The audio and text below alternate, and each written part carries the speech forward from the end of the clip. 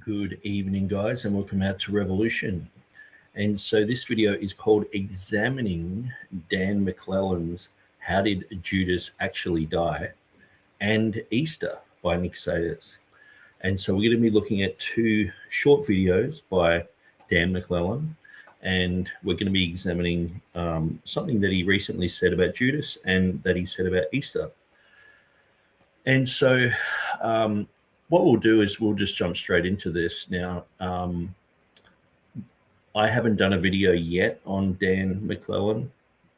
I've been going through his videos and becoming triggered at almost every turn because a lot of what he's saying is the type of skeptical material that I would run into when I'm out street preaching, evangelizing, talking to people face to face. They'll bring up this type of stuff.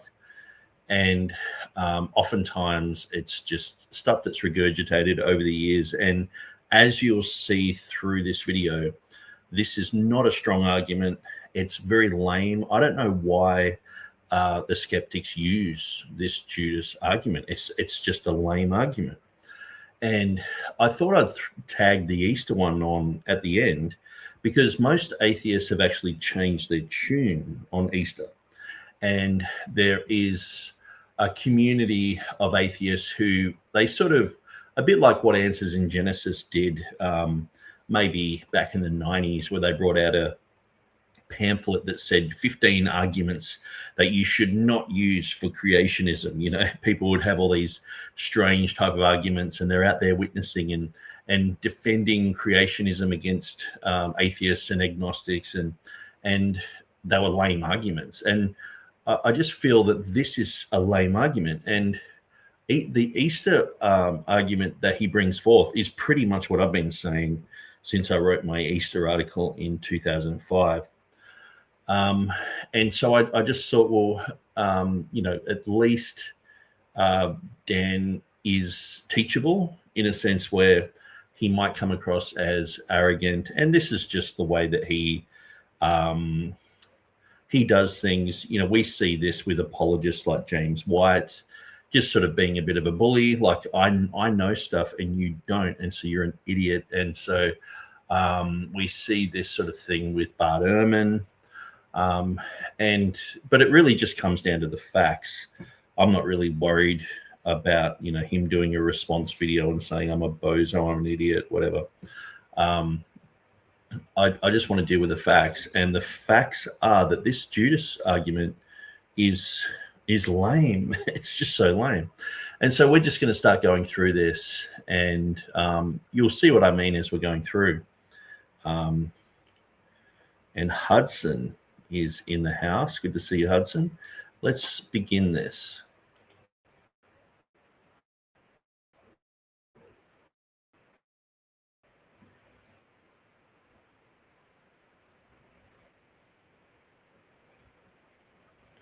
And so why do they have to be pitted against each other? So this is one of the things I'm noticing with Dan McClellan is he comes against the concept of univocality. So you don't have this theme of God throughout the whole Bible. You know, if you're doing a Bible study and you jump from Revelation and you go to the book of Daniel and then you go to Matthew 24 and then you go somewhere else, that's wrong to do that. You have to have each book of the Bible as a standalone work. And it could be fake. Okay, thanks, Faith, for showing me that the sound was not on. Okay, so let's just go back to those 8 seconds. How did Judas actually die? Is the story in Acts chapter 1 historically accurate? And or is so this from Matthew 7? The issue is they're both historically accurate.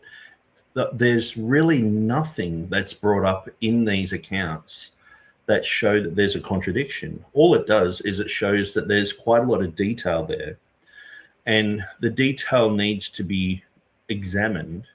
And when you put these details together, it brings a fuller story. That's all.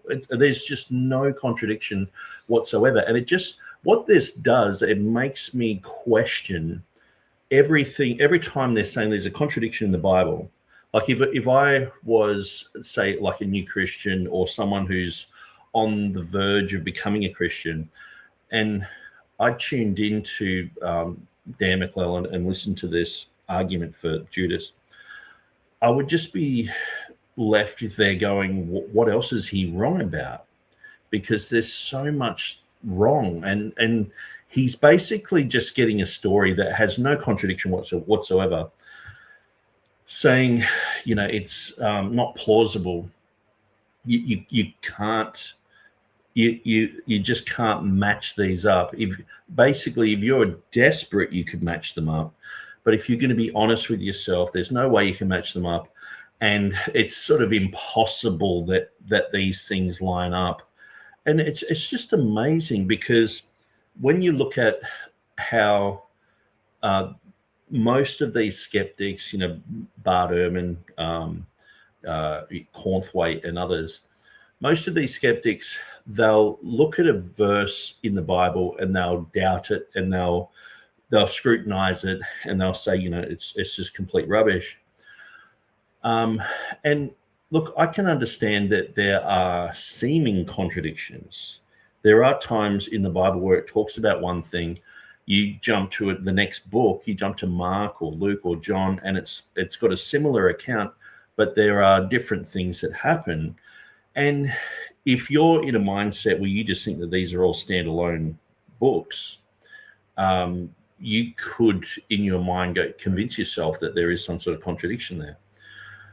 But the thing is, even if you don't believe in univocality, that God is involved with the whole Bible, what you've got to understand is the Jewish people, the way that they were seeing something as orthodox or not, was if it matched up with what was previously written. So if someone just came out of left field and said something just completely bizarre, that would have been rejected, that would have been questioned. And there were books that were strange and weird and bizarre that were rejected. And the same with Christianity. Christianity had its core beliefs, and then you had a whole bunch of Gnostic books come along, and they were judged according to what was previously written. And so the whole concept, I know that Dan would define the univocality as God being involved with the whole thing. Now, because he doesn't believe in God, he sort of has to get rid of that. But also, because he is a text critic, he has to get rid of Jesus as well by adopting the type of concepts where you have Markan priority, or I'm not sure where he stands. I think he is a Markan prioritist. And so basically you have Mark written, and then you have Luke and Matthew written from Mark, copying. But then it's like, well, Mark didn't have a resurrection story, so Luke and Matthew just added that in, and they added these other stories, and they just elaborated, and they're just telling these stories. And so from the ground up, you dismissing that God could be involved with this. But then it's like, okay, Jesus, he probably existed, but not in the way that the Gospels are saying. And so we end up having doubt placed upon just general eyewitnesses looking at what Jesus did and writing down what Jesus said. And so you've got those two type of pillars removed. So then what are we left with? Just these standalone books. But even then, you have these people knowing one another and writing about one another, and historically, people looking at this group and saying they're a community. Even people like Josephus have looked at that. Many people have looked at the early Christian community and written about it. And so that would create a type of unity in the text as well. And so this is one of the problems. If you've got unity in the text, they all copied each other. Instead of, no, they've been listening to Jesus. Of course, he's the Son of God. He is God in the flesh, according to these guys. And they're listening to God speaking. God the Son is speaking to them. So they're writing things down. They're taking notes. They're not just disciples just walking along like, eating an apple off a tree and, flicking a elastic band at their friend or whatever. They're disciples. They've given their life to this. They're thinking, they're writing, they're talking, they're arguing, they're debating, they're preaching, they're repeating what Jesus said. And so when you've got a whole group of people like that, it's not hard for them to come up with a similar type of narrative. But if you have similarities, Matthew, Mark, and Luke, and they were just copying each other. But then if you have differences, so here we have Luke in the book of Acts, chapter 1, having a difference in how Judas died compared to Matthew, a seeming difference, but when you put them together, it makes perfect sense. That's a contradiction. So it doesn't matter which way you go with these guys. They are just going to find a hole. And it doesn't matter. You can't win with people like this because they are completely unreasonable. And so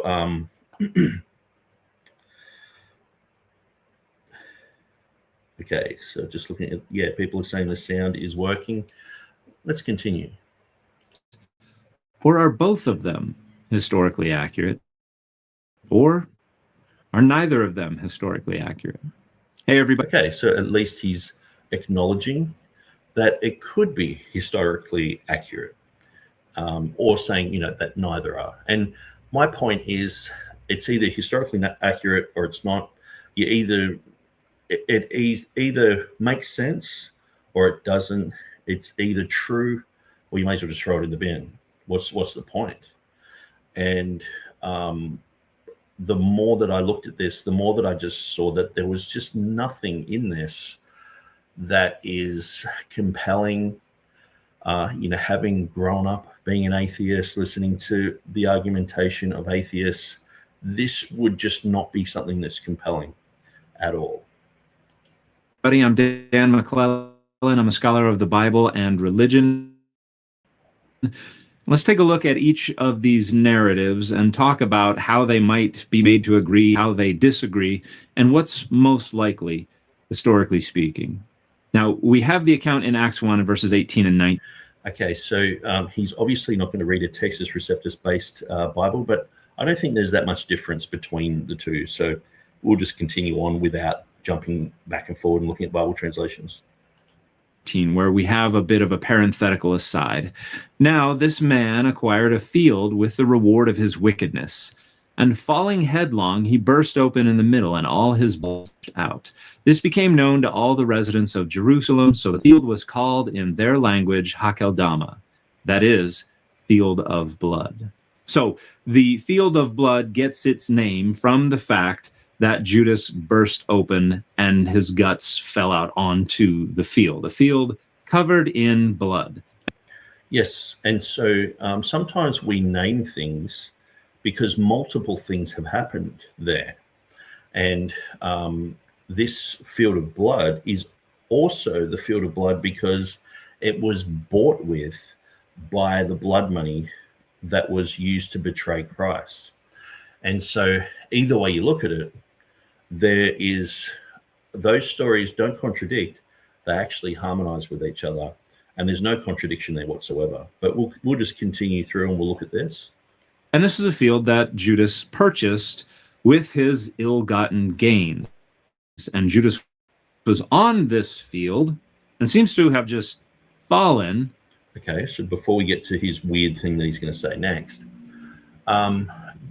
in Matthew, it's very clear that he threw the coins down and they put it in the treasury and they kept it, and they couldn't put it, like, just keep it in their hands because it was blood money. And so the rest of the story is fulfilled when Peter is talking in Acts chapter 1 to the rest of the disciples, and they're talking about Judas and what happened, and it says he fell headlong, and it said, with the reward of iniquity, he purchased a field. So what does that mean? Okay, so the reward of iniquity is the sins that he did caused the field to be bought. So it makes perfect sense. Like there's nothing outside of the realms of possibility, probability, that Judas threw the money down and went and hung himself. And as we're going to look at the details a little bit later of what happens after you die and you're in the Middle Eastern sun for a little while, his body swelled up and he burst open, and his blood was everywhere, his guts were everywhere.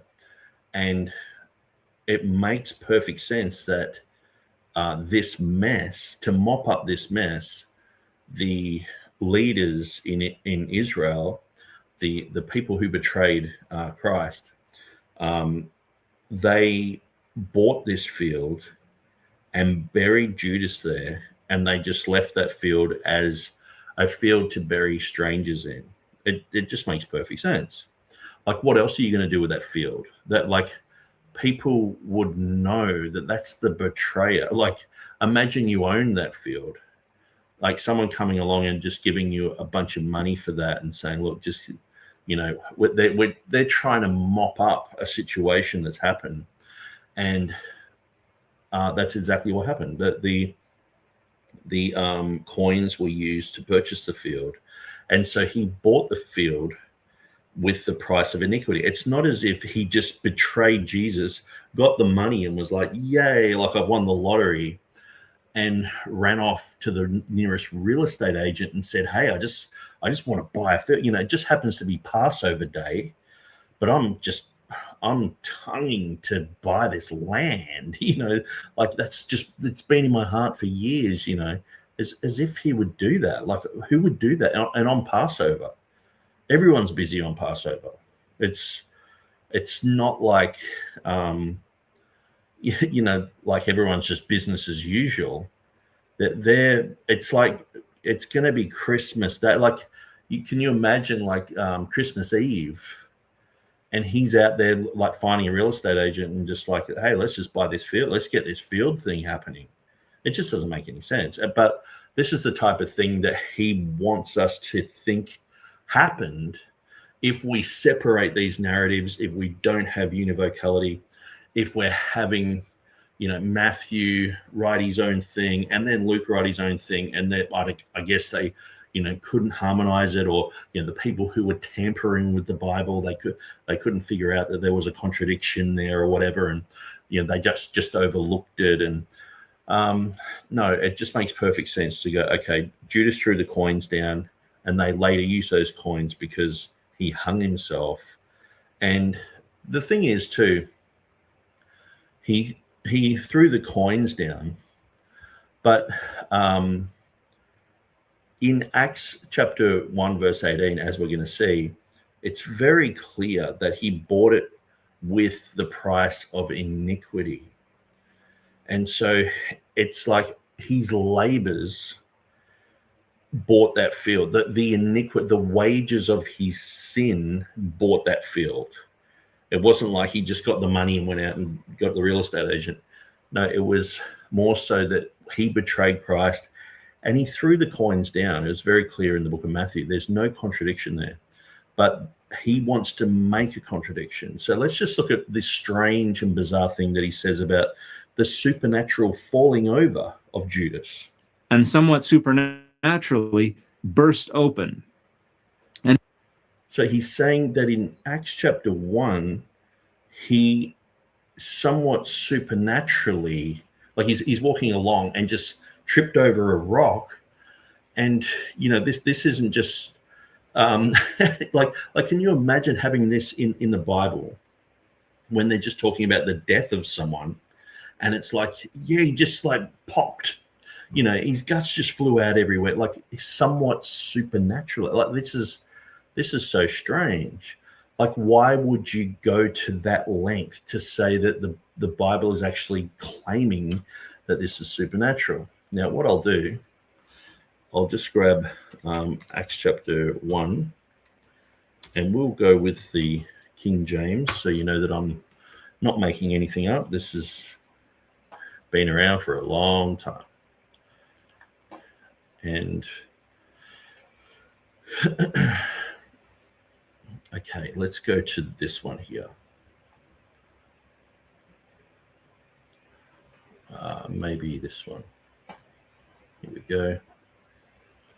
Book of Acts 1, and it says, For he was numbered with us and had obtained part of this ministry. Now, this man purchased a field with the reward of iniquity.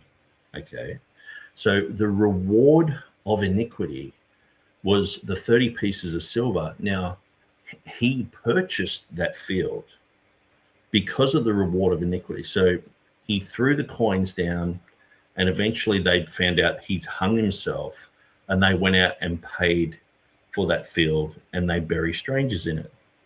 It makes perfect sense. There's no contradiction there. And I'll get Matthew up in a second.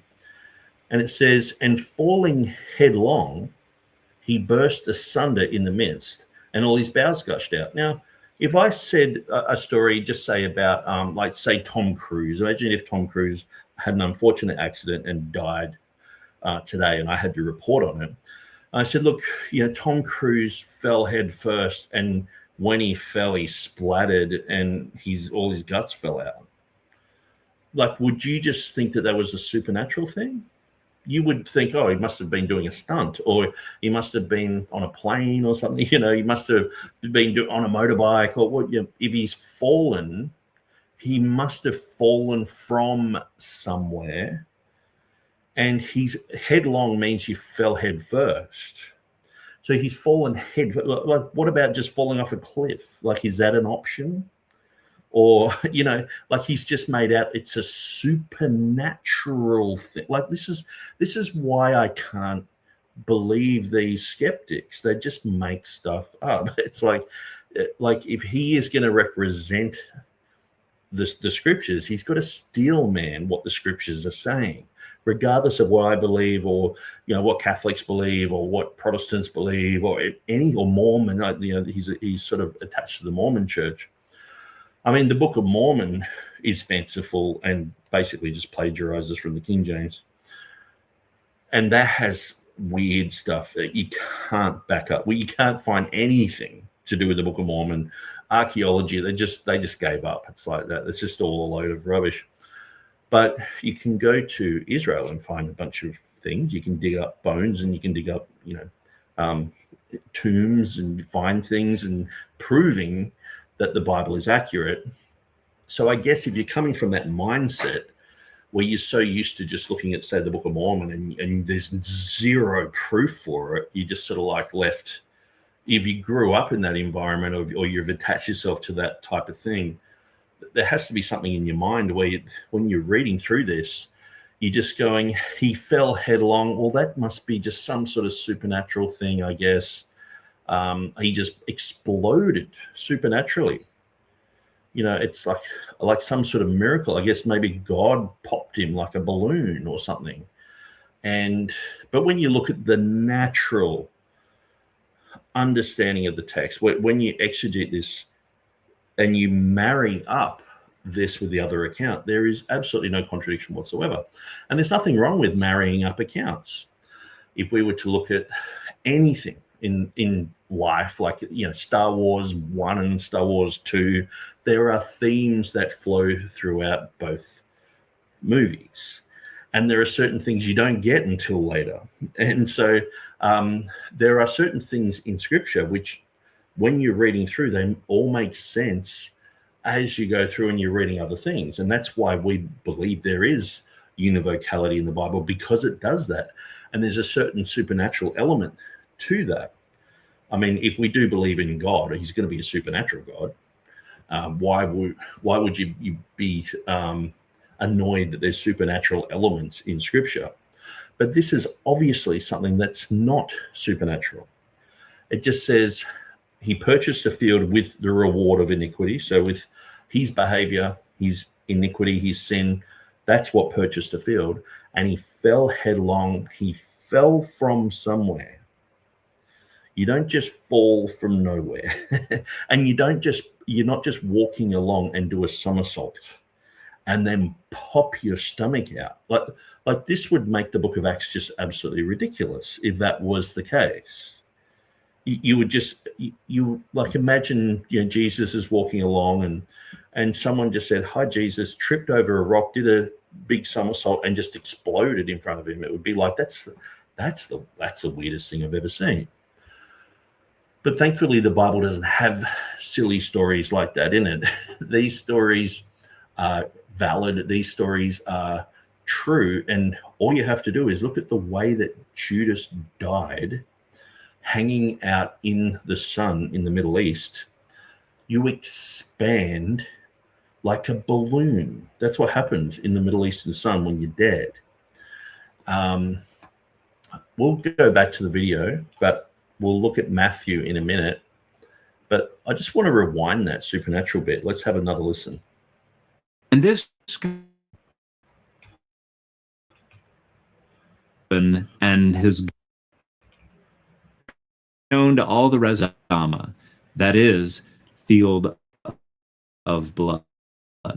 So the field of blood gets its name from the fact that Judas burst open and his guts fell out onto the field, a field covered in blood. And this is a field that Judas purchased with his ill-gotten gains. And Judas was on this field and seems to have just fallen and somewhat supernaturally burst open. And this so he's on the field, just walking along and just explode. I hate when that happens. Just, it's an everyday thing. Like, you know, just like, why would you even think that? Why? You know, but he's just trying to discredit the Bible. This is how he's making a living. He is, I guess he's gone to Bible college. He studied textual criticism. He's like, how can I make some money off this? And Bart Ehrman's done the whole Dan Brown thing and just sold out. And he's just, half the time he's just saying anything that comes to his mind. It's so easily debunked. But, you know, Dan, and so he's given these two contradictions.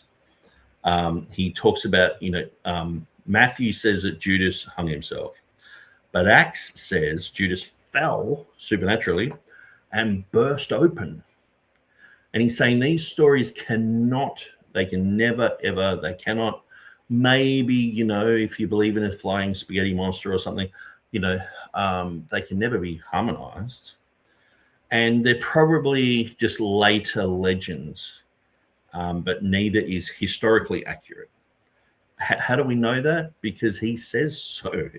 Because we're going to trust in what he's saying, because he has his presuppositions that there is no univocality, that these gospels copied each other, which can be easily debunked, because there are places that, I mean, the whole you know, concept of, you know, everyone copied from Mark.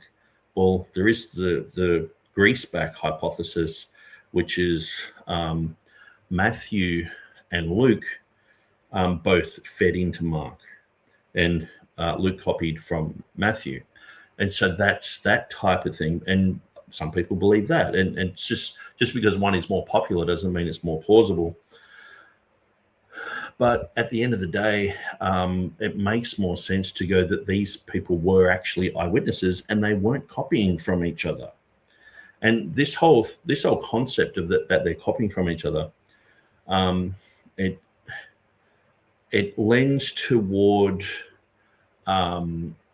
just trying to dismiss that Jesus is actually a real historical figure. And so when we look at the text carefully, we look at the history behind these texts, and we're going to look at some of the Reformation Bibles and what they said. This issue just fades into nothing. And so we're going to go through this step by step. So Matthew, now I'll get this up, Matthew 27. It says, then Judas, now I'll actually get the original King James up here because I like doing this. Because it just feels, I don't know, there's something about having a 400-year-old book that's saying exactly the same thing that I'm reading today. Then Judas, when he had betrayed him, he saw that he was condemned, repented himself, and brought again the 30 pieces of silver to the chief priests and elders, saying, I have sinned in that I have betrayed innocent blood.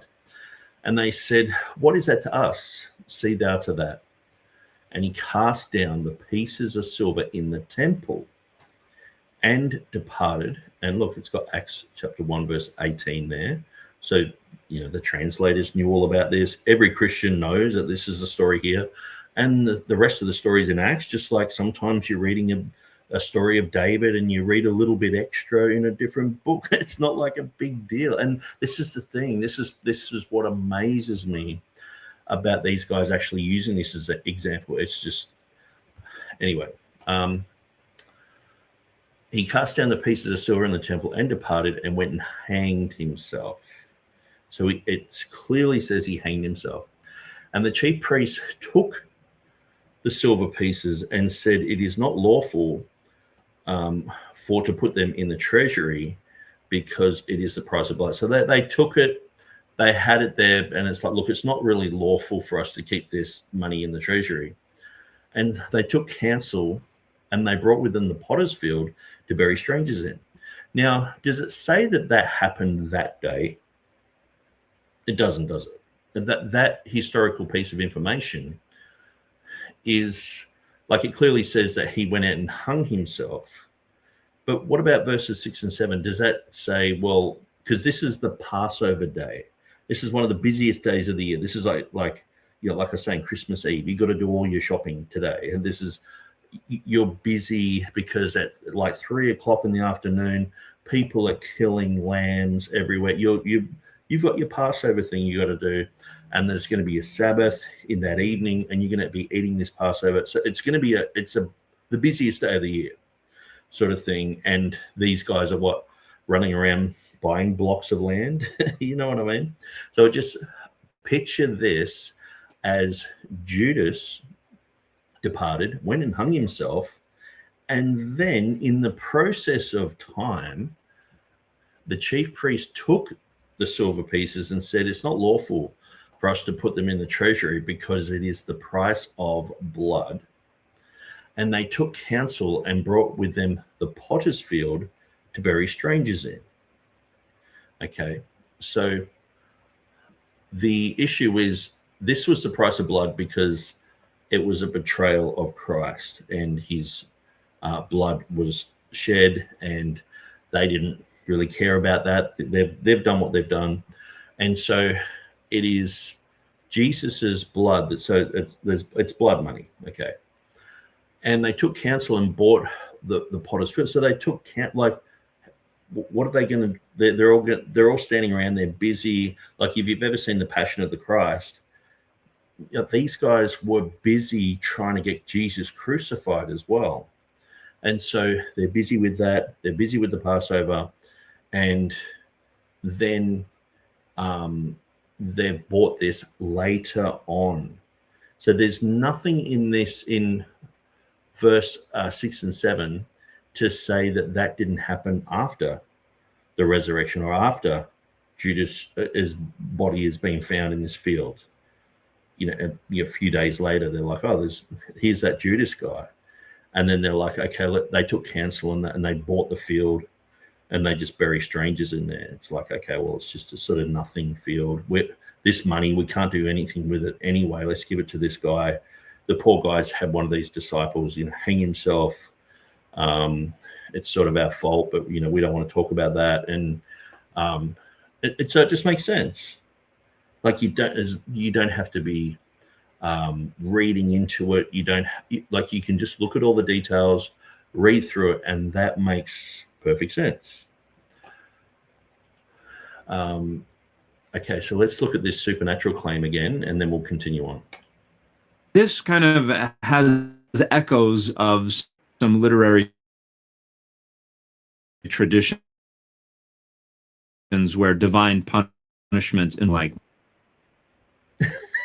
This sounds very literary, does not sound incredibly historical, but that sounds ridiculous. And reading that into the text, like I'm reading into the text here, just exactly what it's saying. It's like, okay, they bought the field, they did this, they did that, piecing it together, where he's basically saying that he fell on his field and just exploded supernaturally. And that's the conclusion that he's coming to. See, the thing is, what I'm understanding is a lot of these skeptical types, they don't really read the Bible because they don't believe it. So you're not going to read the Bible for, they don't have like a daily reading plan and just reading through or just grab, the book of Mark and just read through 10 chapters because it speaks to you and you're like, wow, that's amazing. And that's true. And like they're reading through it going, how can I make another video about something that's skeptical or, try and make some fanciful claim about, your Bible's got some errors in it or, that this Bible version is rubbish or whatever. And at the end of the day, the reading into this text that there's a supernatural element of the bursting of Judas it's just ridiculous. It's absolutely ridiculous. There are a number of details that we have laid out about this story that are going to conflict with some of the details that we find in the other story, which we will go to now. And this is in Matthew chapter 27, verse 3. Okay, so we'll do that, and I'm just going to read through some of these comments. And so NWM guy says, not a great rebuttal. Okay, that's fine. Analytic Apex says, just started your video. Dan is a Mormon biblical scholar. He used to stick to primary scholarly topics, but recently he's been doing videos that fall more into the realm of eisegesis. That's when he said he has started to grind my gears a bit. Yeah, that's when what he says has grinded my gears. Yeah, I sort of find that he gets the lowest hanging fruit off the internet and talks about them. And, someone who's done like a 3-minute clip saying, hey, Jesus is Lord because if you add these numbers up, it's 777 or something. And look, I debunk videos like that myself, but I try not to go to the lowest thing. And I always just, you can watch videos and you just know, hang on, this person really doesn't know what they're talking about. And he knows better than to just find some random off TikTok and just be like, let's debunk them. Like, but I don't know. I've gone through maybe about 60 or 70 of Dan's videos just recently. Listened, trying to get into his headspace. I was going to do what I'm doing with Cornthwaite and go from the first video, which I might still do, but I just listened to some of these and I was like, actually, I should just deal with these as they're coming out because it's hot off the press and it's sort of like, okay, let's just deal with these. And then as we go through, what I'm going to do is I'm going to go through his first videos that he's brought out and we'll meticulously go through those ones as well, just to look at what he's saying, like I'm doing with Bart Ehrman, going through the manifold greatness stuff, and then he's got Jesus Interrupted is his next one, and we're going through all that. So, okay, so he's going to read through this, and let's see what is said here. When Judas, his betrayer, saw that Jesus was condemned, he repented and brought back the 30 pieces of silver to the chief priests and the elders. He said, I have sinned by innocent blood. But they said, what is us? See to it yourself. Throwing down the pieces of silver in the temple, he departed, and he went and hanged himself. But the chief priests, taking the pieces of silver, said it is not lawful to put them into the treasury, since they are blood money. After conferring together, they used them to buy the potter's field as a place to bury foreigners. For this reason, that field has been called the field of blood to this day. Then was fulfilled what had been spoken through the prophet Jeremiah. And they took the 30 pieces of silver, the price of the one on whom a price had been set, on whom some of the people of Israel had set a price, and they gave them for the potter's field, as the Lord commanded me. So this is a significantly expanded narrative that includes a lot of detail that the author of the Gospel of Matthew that doesn't really make sense as something that Matthew had. I don't know. Like when you look at this verse here. So listen to this. Simon Peter followed Jesus. So this is in John 18. And so did the other disciple, talking about himself, talking about John. That disciple was known unto the high priest and went in with Jesus into the palace of the high priest. But Peter stood at the door without, and went out that other disciple, which was known unto the high priest, and spake unto her that kept the door, and brought in Peter.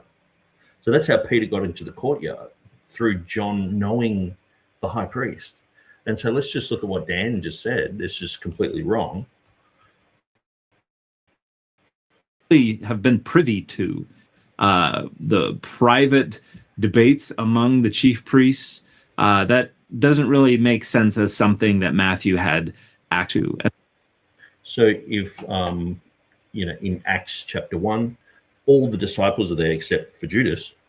And so John is there, Matthew is there, and they're talking about this topic, and Peter is speaking. So of course, what do you think? Just Matthew was just quiet the whole time, like he just didn't say anything for like weeks and months and years, and no, they would have talked about all these details. This is like one of the most significant things that's ever happened, regardless of whether you believe in Christianity or not. And so these people would have been talking about these things, these events that happened. And here was John.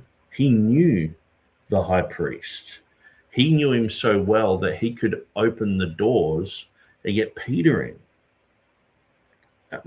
So he knew the high priest. Like just listen to that again. Like this just shows you the type of ignorance that Dan McClellan has, because he wants to get rid of the univocality, get God out of the Bible. He wants to get rid of Jesus by having everyone copied from Mark or that sort of thing, and elaborated and made up stuff.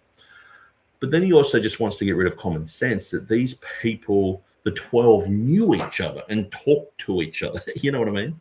Like it says, and Simon Peter followed Jesus, so did the other disciple.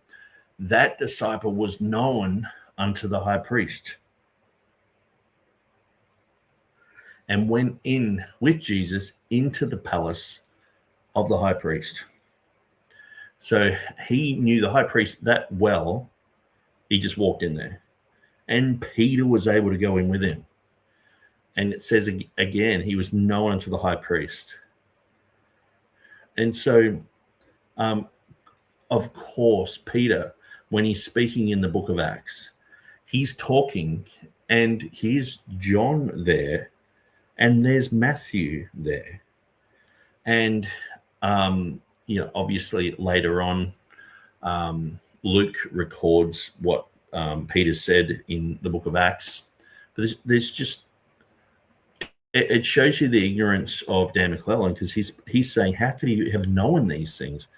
Well, if you just read the Bible thoroughly, you don't just leave bits out. Because see, this is part of the excuse of why you'll find a verse like this and go, well, actually, one of the disciples knew the high priest really well, so the gossip that was happening around there, they were probably privy to it.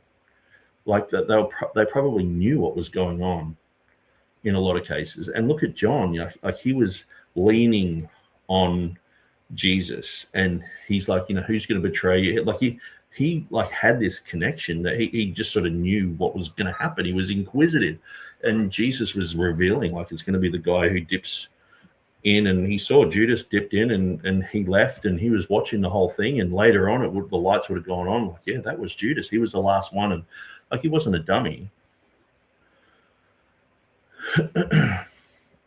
But Dan's sort of like, well, the disciples never talked. I guess they were just all just standing around twiddling their thumbs, And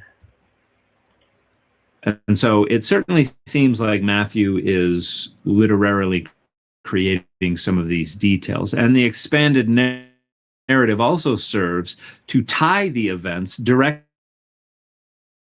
into the fulfillment of Hebrew Bible prophecy. Added these details because there's no way he could have ever known what happened, what the high priest and all these other guys were talking about, where he could have known through John.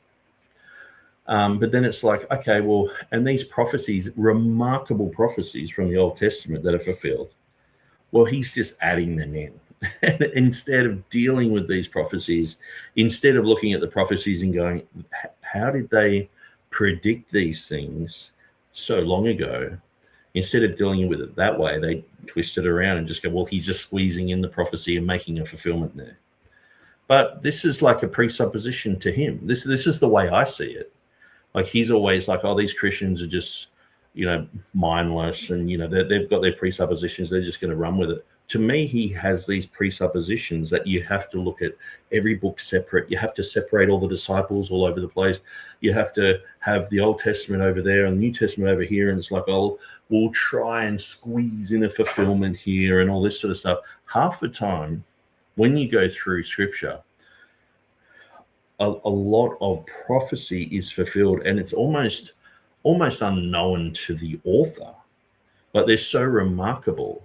Like the whole concept of Jesus, dying the day that the Passover lambs died and the hour that they died. It's like, how do you do that? How does Jesus work that out?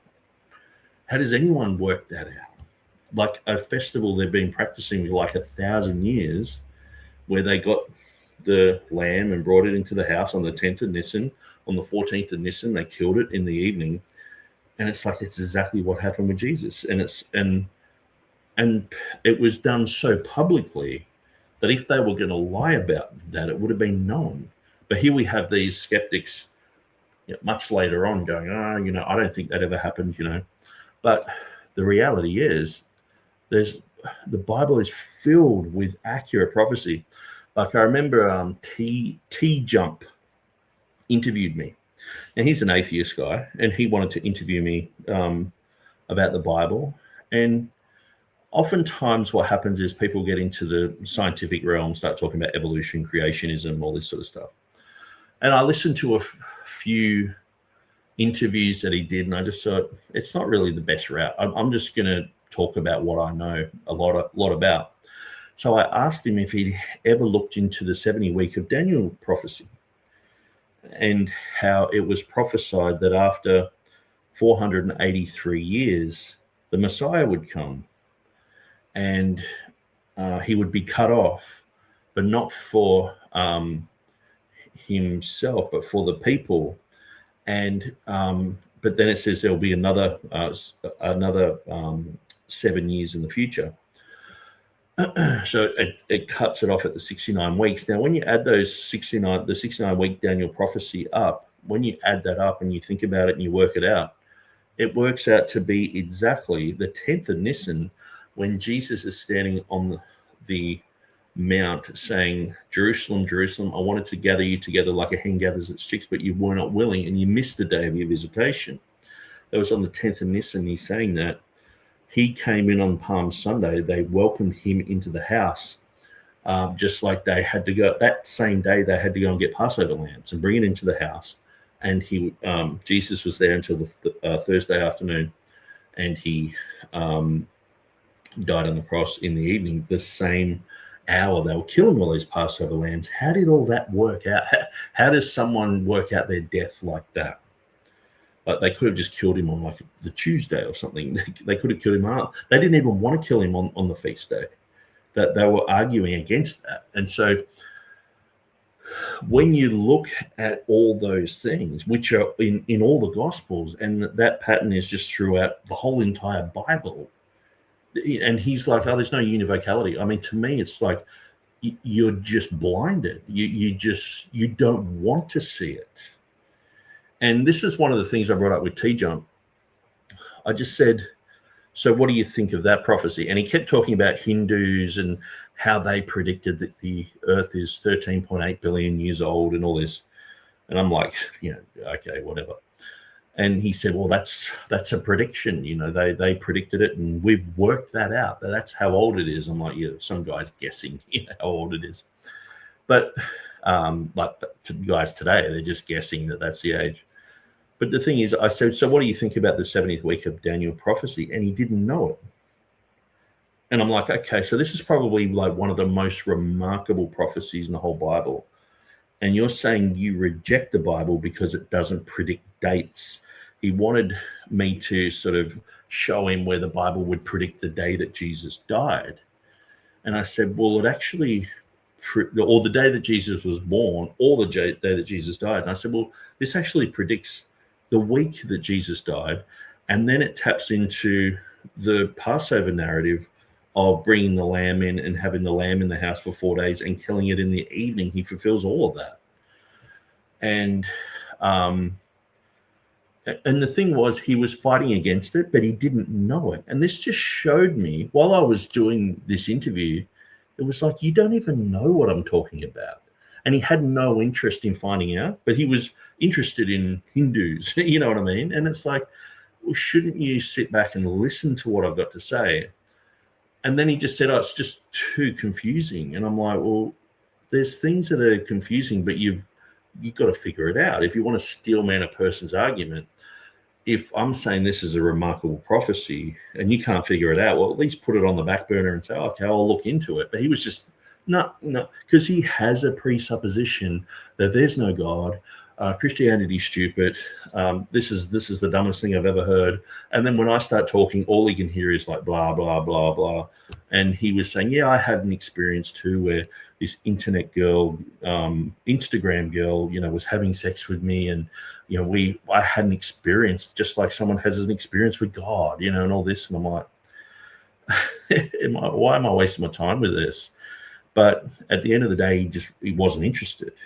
And that's what I find with a lot of these guys. They're not versed on like how many prophecies are fulfilled in Scripture.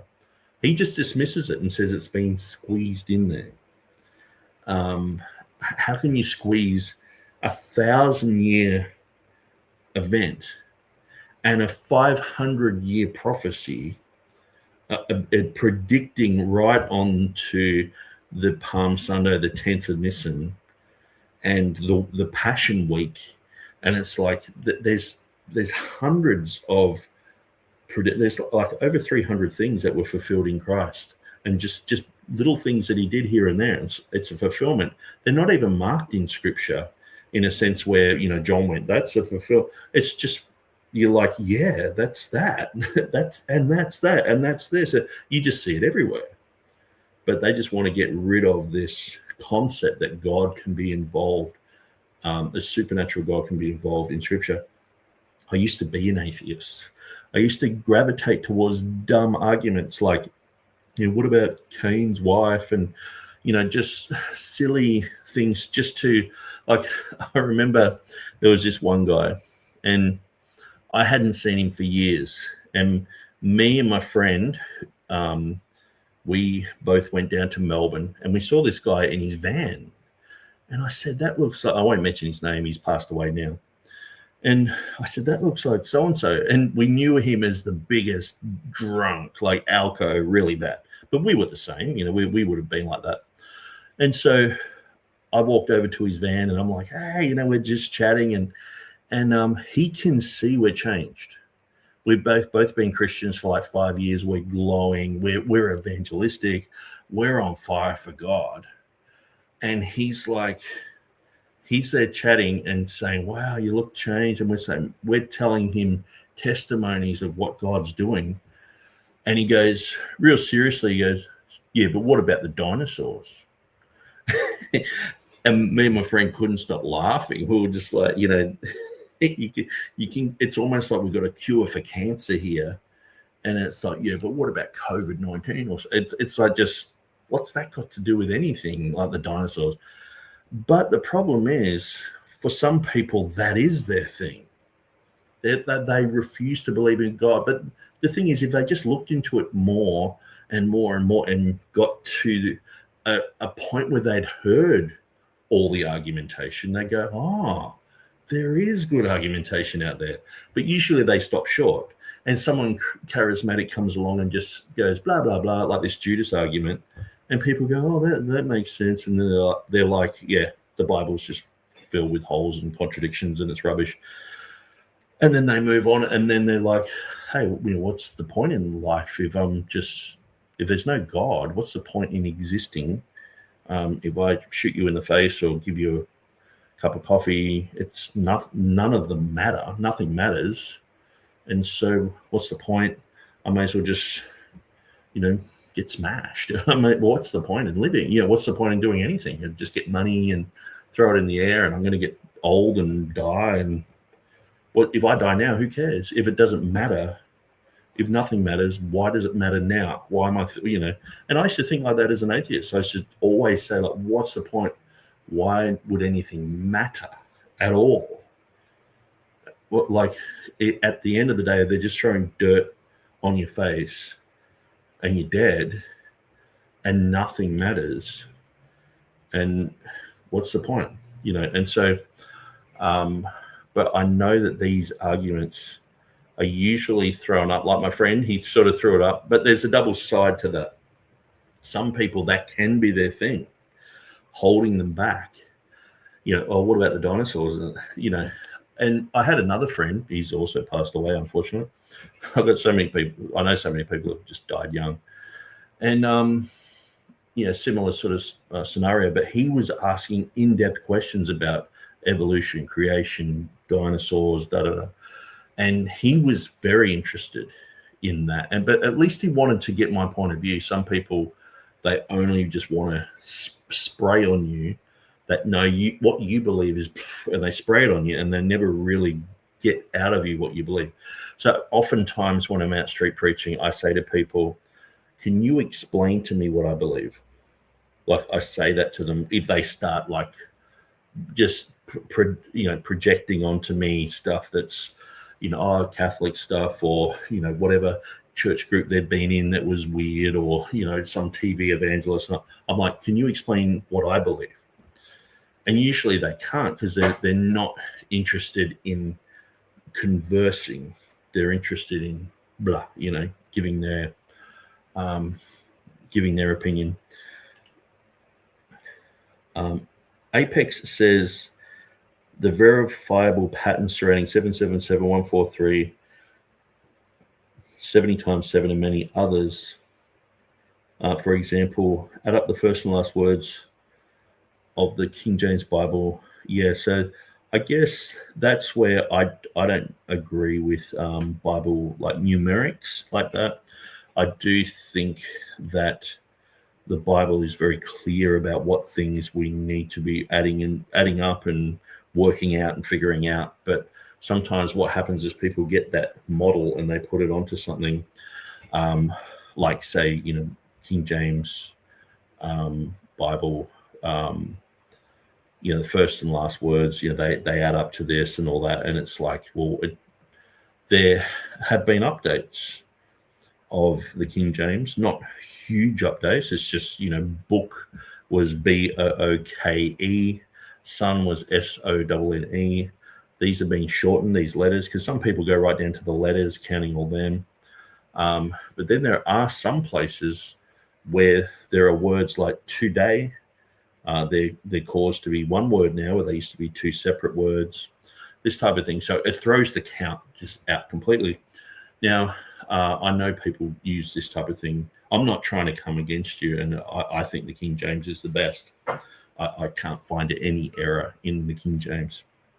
But I do stop at the numerics thing, because I've seen it before with the Bible code in the late 90s, and also with like the Muslims do it. They add everything up to 18, and it's convincing for them, just as convinced as people are about the King James being numerically accurate and all adding up to 7 and all this type of thing. But there are people who do that with the Apocrypha as well, and it all adds up. And so you can do that with the morning newspaper. One of the guys a modern day guy who really founded that type of numerics, he did it with the Westcott and Hort text. And so it's, you can do it with anything. Like, and he was convincing people the Westcott and Hort text was accurate, but then he actually changed a few words to squeeze it in. It's like, so I just don't gel on that. But, you know, obviously you are gelling on that. I've got no problem with you, but I don't necessarily believe that. So let's continue. In a bunch of ways, changing narratives in order to have the new narratives directly fulfill Hebrew Bible prophecies that the author explicitly names. Also less historical and some literary creation. Now, like a literary creation. So he just made this up because it sounds like it. You know, so he's used to, you know, having like the Book of Mormon that has really no history behind it, has no archaeology behind it. It's like you may as well have just said like this, you know, Book of Dianetics from Scientology is inspired or something like that. It's ridiculous. So he's coming from that background where he's got nothing, and so of course he's looking at the Bible with that same type of lens, and going, I think they've just written like just like Joseph Smith has just written down stuff, you know, coming out of thin air. That's what the Bible is about. But that just shows that he has a shallow view of Scripture. And like I was saying when I was talking to T-Jump about some of the amazing prophecies that are in Scripture, they're just completely dismissed, and he didn't even know them. But he was already dismissive of them, and that's what I find. Most atheists, most agnostics are just not interested in hearing that. So going off and hanging himself sounds an awful lot more historical. This traditional notion of some kind of divinely orchestrated death. So that sounds more historical. So what he's doing, he's trying to read into it that's a divinely orchestrated death. That what happened with Judas. Now, I know some Calvinists would probably think this, but he's sort of like, okay, what happened with Judas was, you know, God was just there going, okay, well, unfortunately, Judas, you know, the shortest straw has been pulled for you, and you're the one who's, you know, the devil, and the other ones are good, you're bad for some reason, and it's all just going to come upon you. No, it's more so that they were all given the same opportunities, and Judas, he went the way that he did because of his own choices, and God knew that this was going to happen. And so it was written down and prophesied. It doesn't mean he preordained it to happen, but that he had knowledge of this happening. And obviously Jesus did all the way through. He's like, yeah, one of you's a devil and all this sort of stuff. And so, this type of thing it's throughout the scriptures that God knows the future, but it doesn't mean that he has preordained who is going to be saved, who's not. You know, I'm not a Calvinist. I don't believe in that. And so, but that would be a whole nother topic. But I just sort of felt that it was like, I'm not sure where Dan's coming from with that type of thing, because I know he's not a Calvinist either. But he's sort of saying that, you know, God preordained it, sort of thing. Like having things turn out the way that God said it would. It can just be the predictable outcome of people in rebellion. They're heading towards a ditch and they're going to fall off. This is literally what happened to Judas, and it's like, well, yeah, that's what happens. If you're going to go and play on the freeway, you're going to get hit. And God just goes, yeah, well, one of these guys gets hit. They played on the freeway. They played stupid games, and they found out the hard way. But it's embedded within this larger narrative that not only also sounds ahistorical in a bunch of ways, but also directly conflicts with what we have in Acts. For instance, the field of blood is not named the field of blood because of Judas's guts spilling out all over it. It's named the field of blood because the chief priests use blood money to purchase the field. And this raises the question. And so the thing is, it can't be both. And this is the thing, it's blood money from Jesus, yes, and they can't use it for temple uses. But also, this is where Judas died. So saying something is the field of blood because of these two reasons that like there's nothing wrong with that. There's just because there are two aspects to that, it doesn't mean that it is a contradiction. It doesn't mean that you can only ever have this one reason. If you look at the whole entire story, you go, okay, well, Jesus died and Judas died. There's blood from Jesus. There's blood from Judas. Judas betrayed Jesus. Judas died on that land. There's blood involved all the way through. And so to go, okay, well, it should only be one blood story here. It's like, no, there's heaps of blood stories. And when you start going through it, through studying this, like even the thieves on the cross, they're dying there. They're shedding their blood as well. It's a bloody story. There's lots of blood and guts and things like that. And, you know, we wouldn't just go to like when I was in Washington, I did a tour and it was fantastic. Had a guy from the FBI. We went down the Potomac River, and a lot of dignitaries used to take the river into Washington, but they don't much anymore because of flights. But in the early days, there's lots of really nice historical buildings along there that you can see. And this guy from the FBI was just showing me a whole bunch of stuff there. But the historian was saying, this is the place, because we're on the river, and then we went for a bus tour. He was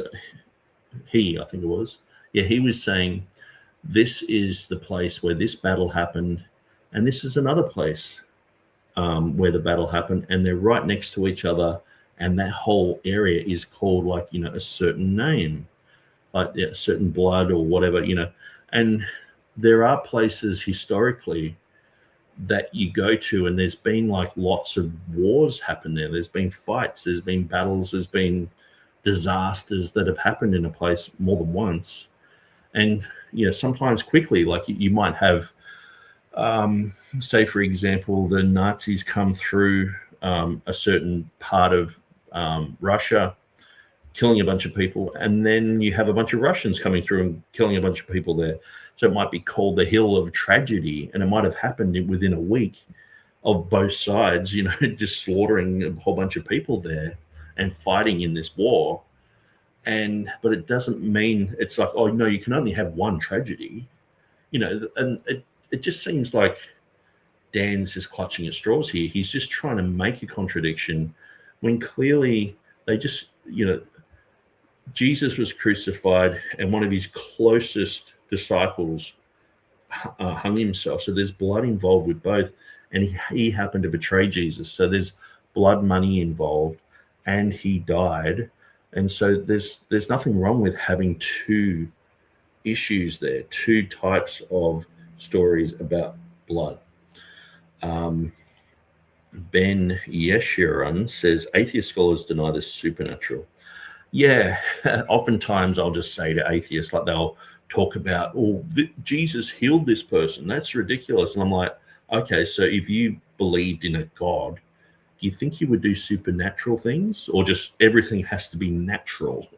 Like if you believed in a supernatural God, you would believe in a supernatural Bible. It's just makes sense, you know. But they deny creation. Like imagine denying, like a sunflower has the Fibonacci sequence in it, and it can reproduce itself, and it's just amazing. It's living, and they deny that it's been created. It's so strange. But so from the get-go, they're just denying what's in front of them. But anyway, we'll talk about evolution, creation another time. Truth Defenders is in the house. Of who purchased the field? The chief priests in Matthew 27 purchased the field, but in Acts 1, Judas purchases the field. That's why. No, Judas's sins purchased the field. And so if Judas hadn't sinned and betrayed Jesus, there wouldn't have been any money involved, would there? But because he did, because he was given all this money, it's a bit like having a drug deal or something go wrong, and there's a whole bunch of money involved, and the cops are like, you know, what are we going to do with this money? And it's like they give it to a widow or something, or who was an innocent party or whatever. It's like it's not so far-fetched to think that Judas threw the money down. They were like, what are we going to do with this money? It's like, well, we can't really keep it in the treasury. We can't, we've got it in our hands, but we can't really keep it here. And then the news comes, it's like, that guy who betrayed Jesus, he's hung himself, and he just was there in the sun for days, blew up like a balloon, fell down, splattered everywhere. And they're like, oh, where did that happen? Well, out here. And they go out there, and maybe they said, who owns this field? It's like, oh, so-and-so. It's like, how about, look, we'll just bury him here. We'll give the money to this guy for that field, and we'll just use it to bury strangers in, which they sort of, it's like a need anyway. And that's what they did. And it's not far-fetched. It's not like we're stretching the Bible. Like, if this story was just in some sort of novel somewhere, or if it was, the history of Germany, and this type of thing happened, if it, 200 years ago, if it was, around the time of, Caesar, and this type of thing happened in a Roman context, it's not like you're there going, oh, all I'm seeing is contradiction. No, you're just seeing different points of view. You're seeing different things written according to how people are viewing it. And the thing is, too, what Luke's writing in the book of Acts, Peter is in front of all the other disciples. Do they know what's happened? And it actually says that everyone in Jerusalem knows what's happened. So he's actually given more details. Like, just say the war in Iran happened, okay? Now, people are up in the air about who bombed. There's a whole bunch of school children killed, schoolgirls killed. Whether that was American bombing or Iranians, whatever. But if I was to talk, like, just say, you guys came to my house and we're all just chatting, do I have to say, hey guys, there is a war in Iran because America are bombing Iran? Do I have to give all these details, or do I just go, so who do you think bombed the kids? Do you think Iran did it, or do you think America did it? Like, you presuppose that they already know the story. And it says in that context that everyone knew the story. It's like, why would he be going back and rehashing all this other stuff? If everyone already knows the story, he's probably giving details that perhaps they didn't know all the gory details about. And perhaps John, being friends with the high priest, has told Peter, these were great mates. Peter and John were always, racing each other and all sorts of things. Maybe he had a bit of inside information. And he's just like, this is the reality of what happened to this guy. And it makes sense. I can see that happening, like, in any context. If you were to just, like, if I was to become an atheist tomorrow, just say, I'm like, okay, well, I burn the Bible. I burn it. I'm blaspheming the name of Jesus. And I'm like, I don't care about it anymore. If you put a gun to my head and said, okay, is that story about Judas, is it a contradiction? Regardless of whether you believe the Bible or God or whatever, is that a contradiction? I would have to say, no way. That is just not a contradiction. He can. It's so easily solved that there's just no problem with that. Truth Defenders says, atheist scholars have no foundation for reality. Let's let Dan continue. He's on the field. It is now his property. He owns the field. He's going on about he's bought this field. Like, instead of, his sins, he bought this field with the reward of iniquity. It's very clear. And Dan said that people aren't looking at all the details. Dan's not looking at all the details. He bought it with the reward of iniquity. Okay, so the reward of iniquity, betraying Christ, which is described in Matthew, clearly gave him these 30 pieces of silver. I would just say to Dan, so on the Passover day, when everyone's really busy, do you think that he was going out shopping for land? And the thing is, too, he's just betrayed the Messiah, like the guy he's been around for 3 years, and he was there kissing Jesus, betraying him. What do you think it was at that moment that he just zipped off? Like, I mean, all of us have watched the Passion of the Christ. Now, obviously, there's a bit of license there, but Mel Gibson did a pretty good job. When you think back at it, it was pretty gnarly. I mean, except for Mary popping her head up every 2 minutes. But I mean, the whole Judas thing, he was like, can you imagine him just going and buying a field? It just doesn't even come into my mind when I read that. It just doesn't make any sense. But to Dan, because he wants this to be a contradiction, he has to insert that. He has to put that in Acts chapter 1 and say, well, yes, he betrayed Jesus. He's there with all the chief priests and everything, and then they're giving him the money. He's got the money, and then they're like, come on, you have to kiss him. He goes out there and kisses him. Still got the money in his pocket, and then he sees that he's betrayed. They're starting to bash him up, and he's like, oh, that's a bit rough. And then he's gone to the high priest or whatever. But in the meantime, he's like, gone and bought a block of land? Like, what, did he do that at night? Or I guess the next day, he waited till the next day, and he's like, okay, well, I'm gonna buy a block of land on the Passover day. Everyone's busy. They're like, well, you want to buy it now? Can't we do it later? It's like, no, I want to do it right now. It just doesn't make any sense. Doesn't make any historical sense. There's just so many ways to look at it and go, it's just not happening. It doesn't make sense, But Dan wants that to be the narrative because then he can debunk it. So it's just a straw man argument. Judas' death doesn't seem to have anything to do with the location of the field in 27. Judas is not on his own purchase with his own money. With his own, he went and he signed the documents that day. Like when you read in Scripture, like if you regularly read Scripture, things have to be done in a certain fashion. And like you go to the leaders of the town and you talk to them, and it's not just a haphazard sort of thing. And so for him to purchase this field, it has to be done in a certain way. And so where's he going to find that at midnight? Where's he going to find it on the Passover day? And where's he going to find it even if it was the next day on the Friday, or the high Sabbath, or on the weekly Sabbath on the Saturday? Or it's pretty clear that this happened suddenly, and he went and hung himself, and it was the high priest just used his money, so inadvertently he bought that. I mean, the whole thing of someone buying something from money that's left over, like from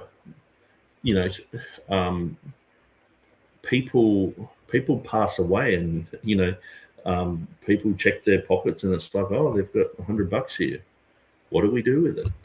And it's not their money. They can go and buy something. It's like, well, like if it was a parent or something, like, oh, I found $100 under Dad's pillow. It's like, what are we going to do with it? And you go and buy something that's enjoyable for the whole family. It's like, oh, Dad bought this. It's like that's just human nature. That's just the way that we would look at things. But Dan just refuses to see it because of his presuppositions that the Bible has to have all these contradictions. This would be a contradiction, a so-called contradiction that I would say Dan should drop. But the problem is, if he drops it, then he's got people like Bart Ehrman who say exactly the same rubbish, and Cornthwaite. See, what's interesting is they all say it's a contradiction. Not one of them goes, yeah, hang on, I can actually see that happening. I can add those two up and go, yeah, probably. No, we're all on the same team, just saying the same things. So pretty much you're all in the same religion. It's like when you run into the Jehovah's Witnesses and they all say, all 7-day Adventists and everything's a Sabbath or something, or these atheists are just like, oh, Judas and this and that, and they're not thinking for themselves. When he hangs himself, he just gone off to do that independently of the acquisition of this field by the chief. So there are a number of details that don't line up. You refuse to just see reality. Now, when folks try to argue that both of these narratives are historical and even inerrant and can be harmonized. Okay, so look at what he's saying here. And this is exactly what Bart Ehrman would say. It's like, well, I guess you could say that this isn't a contradiction, but I've heard 500 stories that claim that this is, this contradiction's been solved, but they're all wrong. And it's like you've heard 500. Like I heard Bart Ehrman say was 469 reasons for, it was some contradiction he was talking about that wasn't a contradiction at all. And I thought 469, well, it's 489 he said. And I was like, that's pretty close to 490, the whole 70 times 7 prophecy of the book of Daniel. But these guys have a presupposition that you can't have an answer for it. You can never harmonize these things, because if you do, you're just desperate. If you do, you're just trying to back up your religion that you stupidly either fumbled into and you got to lie to yourself for the rest of your life, or you were just born into and you're trying to please your parents or some pastor somewhere or whatever. And so you're just lying to yourself, and that's the only real way that you can look at this, is you just got to lie to yourself. and it's like, no, there is another option that it is true. And so let's just rewind it a little bit. By the chief priests. So there are a number of details that don't line up here. Now, when folks try to argue that both of the narratives are historical, it's like, okay, well, like I said, even if this was in a Star Wars set or the history of Germany in 1800 or around the time of Caesar, or you could put this type of narrative in there and I would get it. I would go, yeah, that's plausible. That could happen. Like if I'm just trying to think of another betrayal story. But just say someone betrayed Hitler. Okay, so we always have to bring Hitler into everything. But just say Goebbels, he betrayed Hitler and showed the Allies, where Hitler was, but then later on realized, it was the wrong thing to do and hung himself. And the money that they gave, if you had that same type of scenario, you could go, yeah, that adds up, that fits, you could work that scenario out. It's not an impossibility.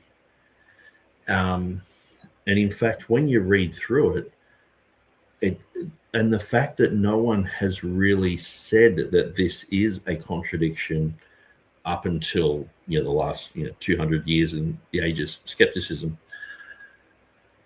When you look at the Reformation Bibles, the Reformation Bibles, what they did, they actually just put in brackets that Judas hung himself in Acts chapter 8, 1 verse 18. And so instead of just this whole thing of having these narratives that are impossible to glue together, they just actually put that in there, that bit of information, like he hung himself and he fell and burst open. And it's like, oh, that actually makes a lot of sense, that he fell from somewhere and not just fell because of a supernatural, God popped him like a balloon or something. Even inerrant and can be harmonized. You ignore all the details. Well, I'm not ignoring all the details. I'm looking through them. I'm trying to find the place where there is a contradiction, and he's explaining everything that we need to know here. There's really nothing that's left out, and it's like, well, where is this contradiction except for Judas having a supernatural death and popping, or the money, or we can't say that, this money left behind by Judas purchased the field. He had to go to the real estate agent and get the field. It's like, no, it's not really making any sense given the context of, he's just betrayed the Messiah. He's got the devil himself in him. It's not really gelling. But the thing is, these guys, it's sort of so hard to know what these guys believe, because they're like, the goalposts just shift. So if you start talking about, well, the Book of Acts says this and that, they're like, well, the Book of Acts wasn't written until the end of the 2nd century. It's like, oh, okay, they just move the goalposts, and then you have to sort of figure that one out. It's like, well, actually, no, Irenaeus and other people were talking about the Book of Acts in 150. There's a lot of evidence for the Book of Acts. People quoting it, but then they'll shift some other things, and a lot of the time it will become circular. They'll have this Judas contradiction as a reason why they think this Acts is problematic, and that becomes the anchor point for these other things. And so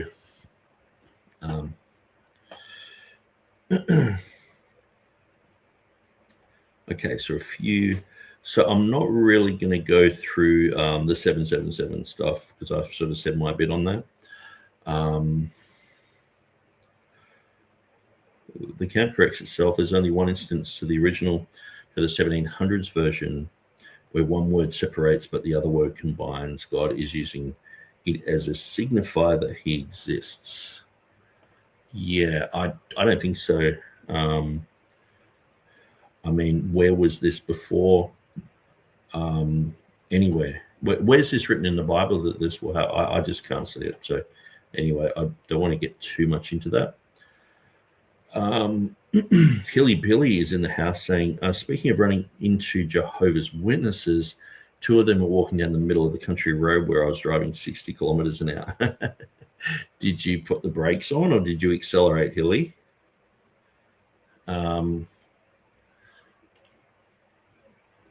I go to hard sayings of the Bible. Walter C. Kaiser, Dr.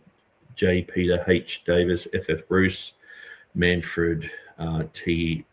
Brook, and the Encyclopedia of Biblical Difficulties by Gleason Archer to see what they say. Then I do more research. Yeah, that's really good. There's lots of answers out there. Analytical Apex says the rest of the Bible. I'm not talking about the type of numerology that your doomsday calendar seeker is reading into the text.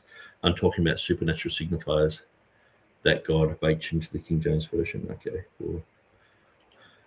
Hilly says they moved. Oh, man. Jehovah's Witnesses. Interesting people. Okay, so let's continue. Really, they only focus on the mechanism of Judas's death. Well, he could have hanged himself, and then days later, after his body had composed, stiff wind could have blown him to the side and snapped the rope. And when he's trying to steal man an argument, he just mocks it, and like a stiff wind came, and and he starts putting on this a bit of a weirdo sort of accent, and so he's obviously not. He could have hanged himself. The details. Really, they only focus on the mechanism of Judas's death. Well, he could have hanged himself, and then after his body had a stiff wind could have thrown him to the side, and he could have physical possibility. Also, not really plausible. So he has this whole thing of it's not outside of the realm of possibility, but it's not plausible. And he seems to have his own definition of plausible. So let's look up plausible, because it's pretty much every video he says that. It's not really plausible. It refers to an argument, a statement, an excuse that is reasonable, believable, or likely to be true. And so he's just saying it's not plausible. Like, the thing is that's exactly what Christians have believed happened for 2,000 years. And let me just go to, just got a few things written down here. So the two passages, he cast down the pieces of silver in the temple and departed and went and hanged himself. It's very simple. It tells us how Judas died in Acts. Now, this man purchased a field with the reward of iniquity, and falling headlong, he burst asunder in the midst, and his bowels gushed out. Okay. So Acts tells us what happened to his body afterwards. Now, as I said, he's talking to the disciples. They know what's happened. Now, if you read Acts chapter 1, verse 18, I'm just going to read it now. It's very clear that they all knew this. They all knew what had happened. And so it says, now this man purchased a field with the reward of iniquity, and falling headlong, he burst asunder in the midst, and all his bowels gushed out. And it was known unto all the dwellers in Jerusalem. Every single person in Jerusalem knew this. Like, imagine making a claim in a book, like everyone knew this. Like, so all it would take is for someone to say, "Oh, we didn't hear about it." Everyone knew about it. In so much as that field is called in their proper tongue a Keldamar, that is to say, the field of blood. And it's written in the book of Psalms, and it talks about that. So it's clear that everyone knew about it. Everyone knew this. Everyone already knows what's happened. And here's Peter. He's just giving some details, like, this is what's going on. And how could you make such a huge claim? Like, if I said everyone in America knows there is a war with Iran at the moment. Now, unless you're living under a rock. And so imagine if I made that claim. Like, I wrote a historical book that got hugely popular, and I wrote in it that everyone around the time of the Iran war knew, but there wasn't even a war,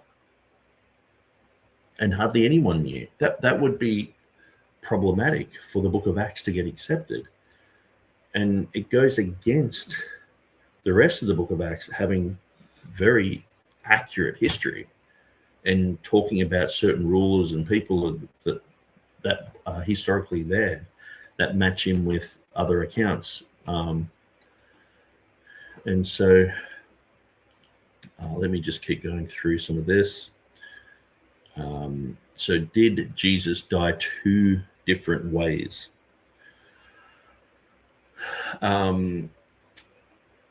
So Matthew says Jesus hung himself. Acts says Judas fell and burst open. McClellan's says these cannot be harmonized. And if you are harmonizing, I mean, you're pretty desperate. And therefore, they're probably just later legends, and neither story is true or accurate historically. So that's his argument, okay?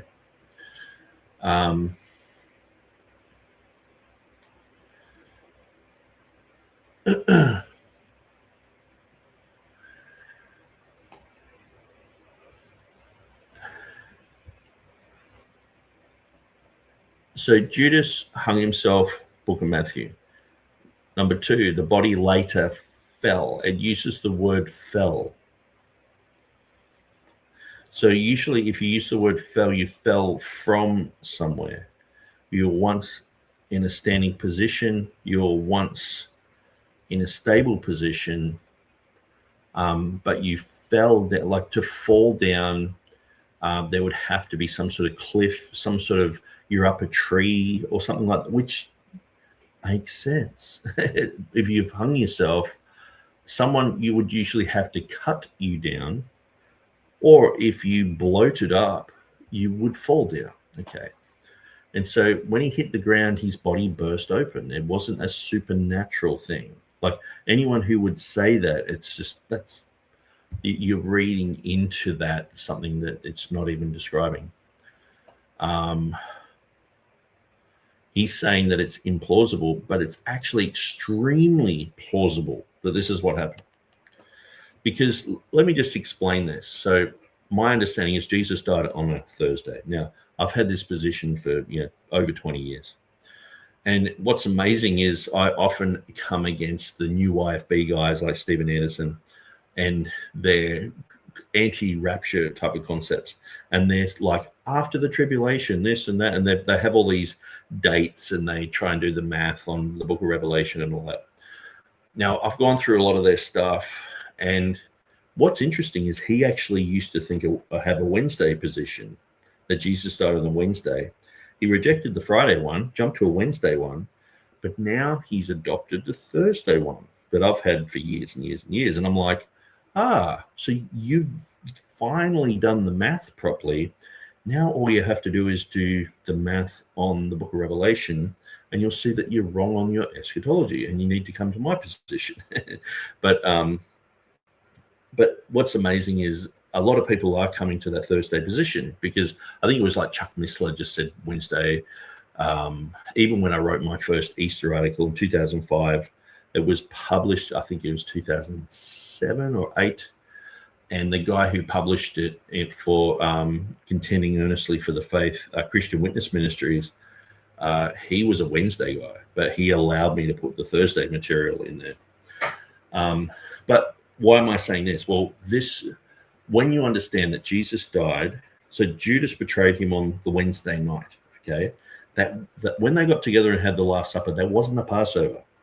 I know the Catholics like to say that and all the rest of it. What they were doing was the pre-Passover meal. Then on the Thursday, the hour that Jesus died, that was when the Passover lambs were killed. So you can't eat a lamb before you kill it, So they killed the Passover lambs the next day, and then they ate it in the evening. So they ate it, and you've got to understand that the days in Hebrew, in the Hebrew calendar, they start when the sun goes down. So say when Jesus had died, they quickly got him into a tomb because the Sabbath was approaching. Now, a lot of people go, the Sabbath, that's Saturday. No, the Sabbath was a high Sabbath, and after every time they had a Passover, a high Sabbath, it would be a holiday. So it would be a Sabbath day. So it's not the weekly Saturday Sabbath, it's the Friday after the Passover Sabbath. So they had Thursday, the day that Jesus was crucified. Friday was the weekly Sabbath day. And then they had the Friday, the after Passover Sabbath day. Saturday, the weekly Sabbath day, and then Sunday, Jesus rose from the dead. Now, if Judas hung himself on around about the same time Jesus died, like maybe he saw Jesus die and that was the end of it, and he's like, I'm going to hang myself. But he could have done it between any time where he threw the coins down. When we're not sure, it doesn't give a complete timeline for that. But we get the impression that it's around about the same time that Jesus was dying on the cross, And so whether it was before or after or whatever, he's done that and hung himself. Now, according to the law, you're not allowed to get the body down on the Sabbath. So he's up there for 24 hours on the Friday, and then another 24 hours on Saturday. By Sunday morning, a body sitting in the sun swells, it decomposes, and if it falls down, it would just rupture. And that's not something supernatural. That's just, if someone hung themselves, given that timeline, the chances are most people, it's like Christmas evening. Like, I'm trying to picture like something that is relevant to Western society with the Passover, but it's like Christmas Day. So everyone's opening their gifts. You're not looking around for a guy hanging in the park or something. You find him eventually, but it's like that you're busy all day, and then it's like you're eating. And then if you do find him, you're not allowed to do anything. And so he's there in the midday sun in the Middle East cooking, and man, it gets hot. in the Middle East. I remember when I was living in Pakistan, it would get to 50, and it's hot, 50 degrees Celsius. So can you imagine around that time of year, this is the beginning of their, spring season sort of thing, and it's getting hot, and sun is blistering on this corpse, and it swells, it's decomposing, and when it falls, it ruptures and just splats everywhere. Now, is that out of the realm of possibility that thing happened? Or was he just walking on a block of land that he bought, tripped over, and his guts came out, he popped supernaturally? That's what Dan wants us to think sort of happened. And so people in the ancient world, if you explain this to anyone in the ancient world, they would have gone, yeah. Even if you were to explain this to someone who knows the climate in the Middle East, they would say, yeah, absolutely. It's not a supernatural explosion. It's a decomposing corpse hitting the ground. And so falling headlong doesn't mean he jumped. And so it means having fallen headlong or becoming prone. Prone means like you're going face first. So it doesn't mean he jumped or he dived. It's a position of the body after it fell. Okay. So in other words, either his decomposing body has just slipped out of the rope, or the rope's just hanging there, and it's it breaks, because it's not from the local hardware store. It's just some random bit of rope or something. He lands face down. I can, like, this scenario, if they played this out in any type of drama, if they said that this happened to Shakespeare's cousin, and they did a movie on it, and this was at the end, and it was a disaster, and it's like, oh, that's terrible. That's what happened. It's so clear to see that can happen. It's plausible. Well, he's saying it's not plausible. It could never happen, and that's just a presupposition in his mind that he can't see it. But I can see it even if it wasn't the Bible. Like, I could just see this happening. And so it's like, okay, who bought the field? Matthew, the priest, bought the field. Acts, it says Judas bought the field, but it's very clear in the details. He acquired the field with the reward of iniquity. So this is the thing. Dan's telling us to look at all the details. He himself, again, is not looking at the details. This man acquired a field with the reward of iniquity, meaning the field was purchased with his money, not that he purchased the field. And this is the crux of his argument. Judas either exploded supernaturally, or he went out to the real estate agent and bought this field, and he's coming against those things. Like, they're these huge problematic issues, and these are just arguments that he's reading into the text. He's not really looking at the text.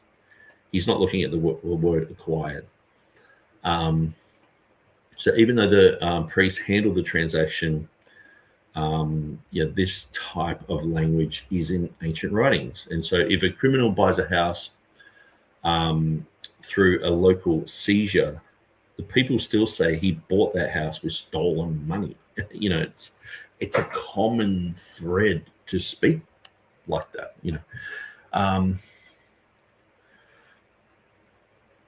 So even though if someone else executed the purchase, so both things are true. Judas supplied the money, and the priests executed the purchase. There's no contradiction there whatsoever. Why is it called the field of blood? So McClellan claims the explanations differ, but both actually point to the same thing. Matthew says it was purchased with blood money. Acts says it became known because of Judas's gruesome death. Both explanations can easily coexist. Like I was saying, when I'm in Washington, there's a hill. They had a battle in the Revolutionary War. They've had battles in other conflicts. And if you go to the Pacific, like you might go to somewhere like, Papua New Guinea, where they've fought against the Japanese there, fought against the Germans there in World War One. They might have had a local conflict, civil war there, and it might be called like a memorial park or something. And it's like, it's not just a memorial for one thing, it's a memorial for a few things that happened. Or it might be a memorial for both sides. He's just got a one-track mind that this cannot be a possibility. So the field became associated with blood in two ways: blood money and Judas's violent death. Places often accumulate multiple explanations for names. This is extremely common. So what I'm saying isn't just like, well, Nick's, gone right out there to Mars and, gotten some story from somewhere. No, this is just common sense. That's why I'm saying, like, these guys, these atheists, apologists, skeptics, they need to drop this Judas thing. It's just so lame. Like, I'm struggling to, like, usually I can put myself into people's shoes and go, okay, well, they're seeing this happen. Like, say the 3 days and 3 nights Jesus thing. If someone's like, oh, no, Jesus died on a Wednesday, or Jesus died on a Friday, I can put myself into their shoes and go, well, I can see why you think that because of this verse, but what about this verse? What about that? What about this? And I've studied that stuff for so long that I don't even need anything in front of me. I could just do a 2-hour debate and just talk about that. But it's like trying to put myself into the shoes of these guys saying this is a contradiction. I'm just like that's why I keep just having this look on my face like I've just eaten,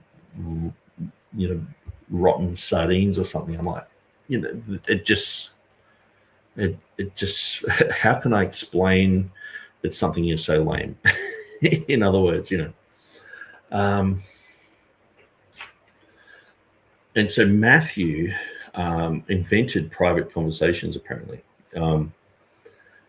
And because it includes a private discussion with the priests. But we know that John, who happens to be a disciple, knew the high priest really well, enough to get Peter in there, enough for him to get in there.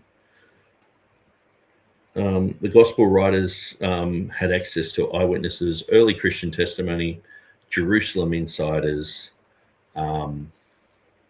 and it says, after the resurrection, a great company of the priests were obedient to the faith. It says that in Acts chapter 6, verse 7. So let alone John knowing the high priest and having access to, everyone there, I guess. He can get people in and out when they're killing their leader. He can still get in and out. McClellan doesn't know this. He doesn't seem to know in Acts chapter 6, verse 7 that a whole bunch of these priests got saved. Well, wouldn't they have stories to tell? So that means priests became Bible-believing, born-again Christians in those days. Do you think they would have said some stories and talked about what happened behind the scenes? And that's the thing, when you go through the Gospels, these guys go, how did they know that the priests were saying this, or how did they have this inside information? And it's like, well, man, you don't have to think too hard about it, but it just sort of shows the illiteracy coming through of some of these issues.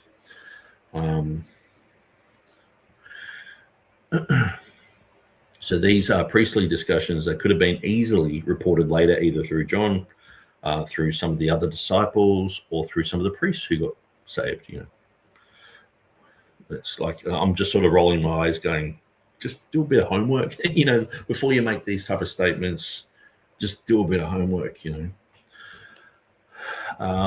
So the claim that Matthew couldn't know this is just complete speculation. And it just shows that Dan doesn't know the Bible well. He knows textual criticism, which is a flawed pseudoscience. He knows skepticism. There are some things that he does know, like I'm going to quickly go through the Easter thing and show you something I agree with him on. But the literary creation claim, it's sort of like, divine punishment literature. And this is what I see is a lot of these guys, they're sort of like, oh, the Bible's got these horrible stories in it. And so they're sort of like a virtue signaling sort of thing. I'm not for that. I'm for a God who's like this and like that. But it's just so strange that these guys don't believe in it. Like they just have this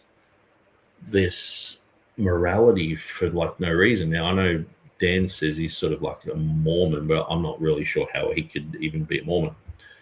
It's like Cornthwaite saying he's a Christian. I'm like, it just doesn't really make any sense. Like to me, someone like Bart Ehrman saying I'm an atheist, I'm an agnostic. It's like, oh, now that makes sense. Well, this sort of stuff is just sort of like, hey, I'm a vegetarian. You're just eating a meat hamburger in front of me, and I'm just there going, it just doesn't make any sense. So Josephus describes many similar deaths.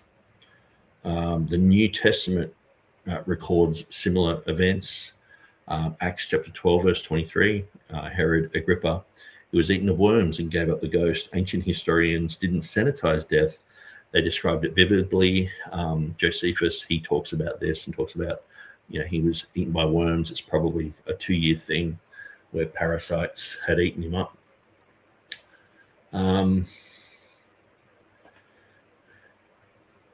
So let's let him continue. And again, ignores the other details. And people who suggest, oh, well, you can say that Judas acquired the field with the money because it was his money that was given back to the chief priest. But that's really stretching the bounds of credulity here, and also ignores the fact that he was on the field he purchased with his money in Acts 1. In Matthew 27, his death doesn't seem to have any locative associated with the chief priest. So and it just amazes me that how quickly they shift and like think that we're not going to notice this, that everyone copied from Mark. Oh, look, Matthew is similar here, so, and Mark's similar, Luke's similar. They all copied each other probably, and they're just copying each other, and so that becomes problematic. But then when one author is saying something and the other author just fills in the details, like obviously it's not Luke just wanting to write this, he's writing what Peter said to a whole bunch of people who already know a lot of these details. And he's just saying, look, he fell down headlong, this happened, that happened. And it was known to everyone. He said it, he proclaimed it was known to everyone. And so it's not a small claim. But this is in perfect harmony. I just can't understand why Dan would push for this. And especially if he wants to be seen as a credible type of Bible agnostic. There are atheists out there who, like I said, Answers in Genesis brought out the pamphlet, 15 arguments not to use for creationism. Yet these guys need to go to some of these atheists who are saying this is a really dumb argument, this is a bad argument. And I think that's actually what he's done when I go to the next video for Easter. I watched through another, there's another guy I watch, and he's an atheist guy. And I'm just trying to remember the name of his channel. But I've watched all his stuff. It's interesting, and sometimes he'll just say stuff that I say, like verbatim. And I've often thought, maybe he watched one of my programs, but he is an Australian guy. But so, he'll just say, harmonization is not possible. And then he says it's not plausible. And then he jumps to, therefore these stories were just invented, Seemed to purchase after he has at least left their presence,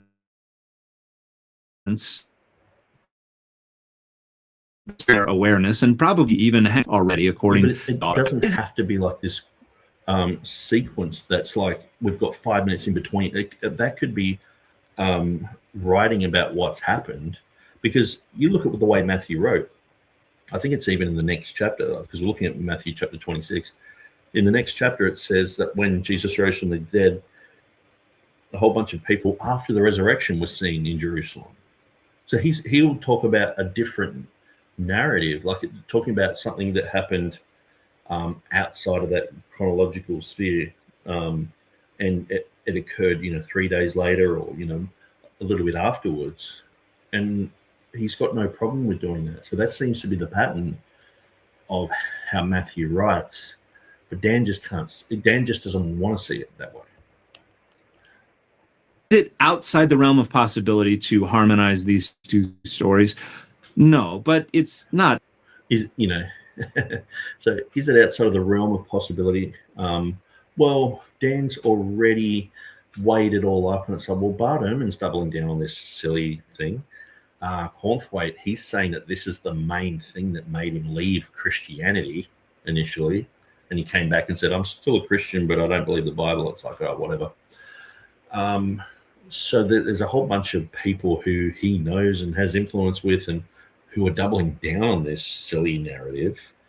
And so Dan just has to, that's his religion. His religion is skepticism, and his gurus and friends believe this. So just as much as when I run into someone, a Seventh-day Adventist, and all they can see is the Sabbath everywhere, or a Jehovah's Witness, and all they can see is that Jesus isn't God everywhere, or anti-Trinitarians, and Dan's one, they just refuse that. It doesn't matter which verse you show them, they're just not going to believe it. He is just going to refuse to believe that this type of thing could be a possibility. And it's the way he words it. It's like, you could harmonize it, I guess, if you smoke and crack, sort of thing. You could, if you got a good imagination, you can harmonize it. And then it's like, it's not plausible. And then he's sort of like, well, these stories are just invented. So he goes from first gear right to fifth gear. It's like, he's not really still manning a position, and he's going with his own presupposition. And the thing is, the early Christians, they didn't see a contradiction here. Where are all the writers saying, hey, there's this huge contradiction? Now, you can have a certain narrative, like in the Old Testament, David's going somewhere, and it doesn't fill in all the details in, say, First Kings or Second Kings or whatever, but it might be in Chronicles or, Samuel, or, there's all sorts of different writings about King David. But you put them together and you work them out because there were different witnesses. And he seems to think that you should never do that. And it's like, okay, so that's your rule. That's the rule you've made up. That's your presupposition. And that's in your mind, and you can't get over that barrier, and it's causing you to just not see that regardless whether this story was in the Bible or not, it's a credible story. And people like John Chrysostom, Augustine, they saw this as very easy to harmonize.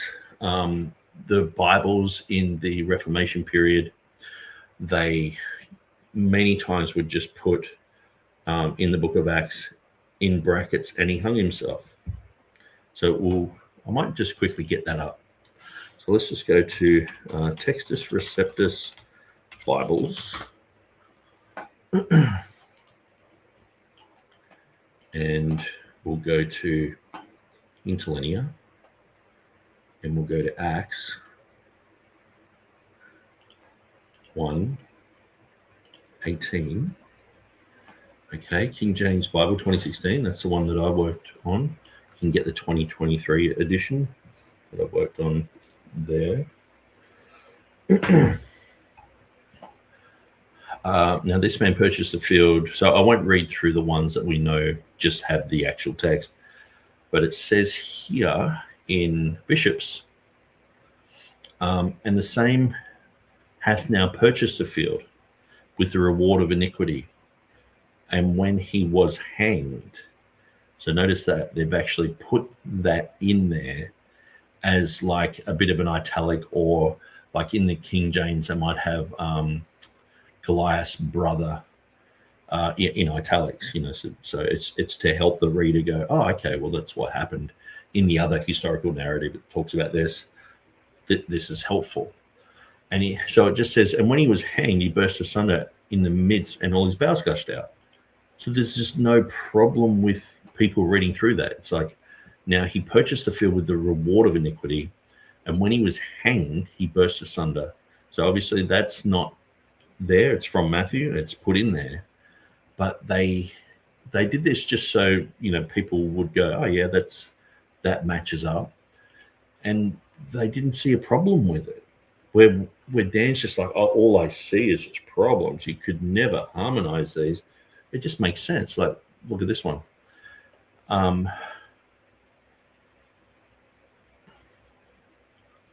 Okay, and he therefore purchased a field with the reward of iniquity, and when he had thrown himself headlong, he burst asunder in the midst, and all his bowels gushed out. So that's Geneva. It doesn't have the hanged thing. Here the Great Bible does. And the same hath now possessed a plat of ground with the reward of iniquity, and when he was hanged, he burst asunder in the midst, and all his brows gushed out. Matthew's Bible, and the same hath now purchased a plot of ground with the reward of iniquity, and when he was hanged, burst asunder in the midst, and all his bowels gushed out. Coverdale has and hanged himself. Tyndale has, and when he was hanged. Wycliffe has, and he was hanged. And so clearly for, you know, hundreds of years, the English Bibles all had that there, and no one saw it was ridiculous. They weren't like, oh, that's strange. It just, like, when you put it in that type of narrative, doesn't it make sense that you fall from somewhere, not just pop, not just walk along and just explode? Like, what do they call that thing where you just burst into flames? Like, I can't remember the name of it, but they just find a shoe and a leg or something like that. Spontaneous combustion, I think it was. He just popped and bowels just went everywhere. It's like, phew, too much McDonald's, Judas. So when you put it all together, it's pretty clear and you don't have to have too much of an imagination. Judas regrets betraying Christ. Okay, throws the money down in the temple. The priests later use that money to purchase the potter's field. Judas hangs himself. The rope or branch breaks, or he just becomes rotten and extremely bloated. And I'm interested in looking more into Papias, because he is one of the first people to talk about this issue. And he talks about he becomes so bloated that he couldn't fit a horse cart or something, where I've heard people say that, you know, he was so bloated that his arms, you know, he could touch both sides of the walls on a street or something like that. But it,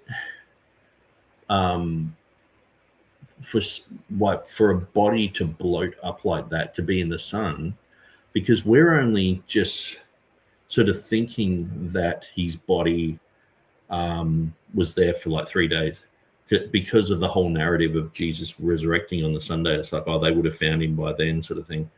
maybe he was there for a week. You know what I mean? A couple of weeks, and was just like as big as a buffalo, like just stank and like. Okay, so Judas hung himself. Rope breaks or branch breaks, or just rotted. Decomposing body falls and bursts open. The field becomes associated with the event. That explanation, it requires no textual stretching. That's just putting these two together and going, okay, this event happened, that event happened. And all you're doing is simply reading the text together and just having a bit of common sense. So he said that how could they have known what the chief priests knew? Well, John and the priests who later became saved. He's saying there's a contradiction in it being called the field of blood. There's no contradiction. Sometimes you have the same type of concept happen twice. Something to do with blood, another thing to do with blood. Oh, it's the field of blood. Did Judas go to a real estate agent and buy this block of land, sort of thing? No. It was someone used that money for that block of land where he had died, which makes perfect sense. But let's continue. And as we see in the Reformation period, they had, and he hanged himself in the text in Acts, and it wasn't seen as a contradiction, wasn't seen as a problem whatsoever. In any way plausible. You've got at least 4 different details. It's possible, but it's not plausible. That conflict. And you can come up with implausible, maybe barely plausible scenarios that harmonize maybe a couple of these scenarios, but you can't really plausibly harmonize all 4 of them. And then you have to have all 4 of them actually be true in order for both entire narratives to be harmonized. And the odds of that happening are significantly lower than the odds of any one of those details. So he's like, well, having Judas obviously popped, and then he obviously bought his own block of land, and I guess he was dancing on there and popped. And the having the contradictions there, he's got all these really strange straw man type of issues, and then he's like, you can never really harmonize these. Instead of just talking about it like if this wasn't the Bible, if this was just a historical story about some guy in the year 1200, and this exact scenario happened to him, where maybe it wasn't Jesus, it was just a town, priest or something like that, and he was betrayed and he hung himself. And these type of things, you would just go, I can see that happening. Now, if it was just all written in the one place, you would go, yeah, I can clearly see that. There's just no contradiction. We many times with scripture, we put things together because we have eyewitness accounts where he's saying that it's problematic to have eyewitness accounts. It's actually favorable to us to have eyewitness accounts because he can say more the next time. He can elaborate on something. For him to have 2 accounts of something is like, oh, look, there's problems. Where we're like, oh, great, we've got more information. Being harmonized with what's going on in the other story. So in other words, it's not plausible that these 2 narratives can be harmonized. It's not outside the realm of possibility, but it's not inside the realm of plausibility, and it's certainly not probable. So when we're asking the question, what most likely happened, the least likely thing is that both narratives are historically accurate. I would say the Matthew... So you see what he did there? He went from... you could harmonize it. It's possible. With enough, you're smoking enough crack, it's possible, But it's not plausible, not believable. To him, because, he's, imagine growing up as a Mormon where everything's just make believe, you know. And then he just has this massive leap and goes, you know, therefore these stories were just invented. They're not real. Narrative is slightly more historically plausible than the Acts narrative, but far and away the most likely conclusion is that neither of these stories is historically accurate. Neither actually preserves an accurate social memory of what happened to Judas. Probably both of them were created in the aftermath of all of these events and were traditions that were passed on. And so he's just making up stuff, isn't he? What's more plausible, what he's saying now, or just that what happened was true and everyone knew about it back then? Because there wasn't this whole movement of like, hey, Peter lied about everyone knowing about Judas. He said everyone in Jerusalem knew about this. I didn't. My family didn't. The high priests didn't. Like, it's yeah. I'll just catch up on some of these comments. Truth Defender says, contradiction. The fact of something being the complete opposite of something else or very different from something else, so that one of them must be wrong. Judas's death is not a contradiction. Absolutely. That's why it's so frustrating listening to these guys just drivel on about this.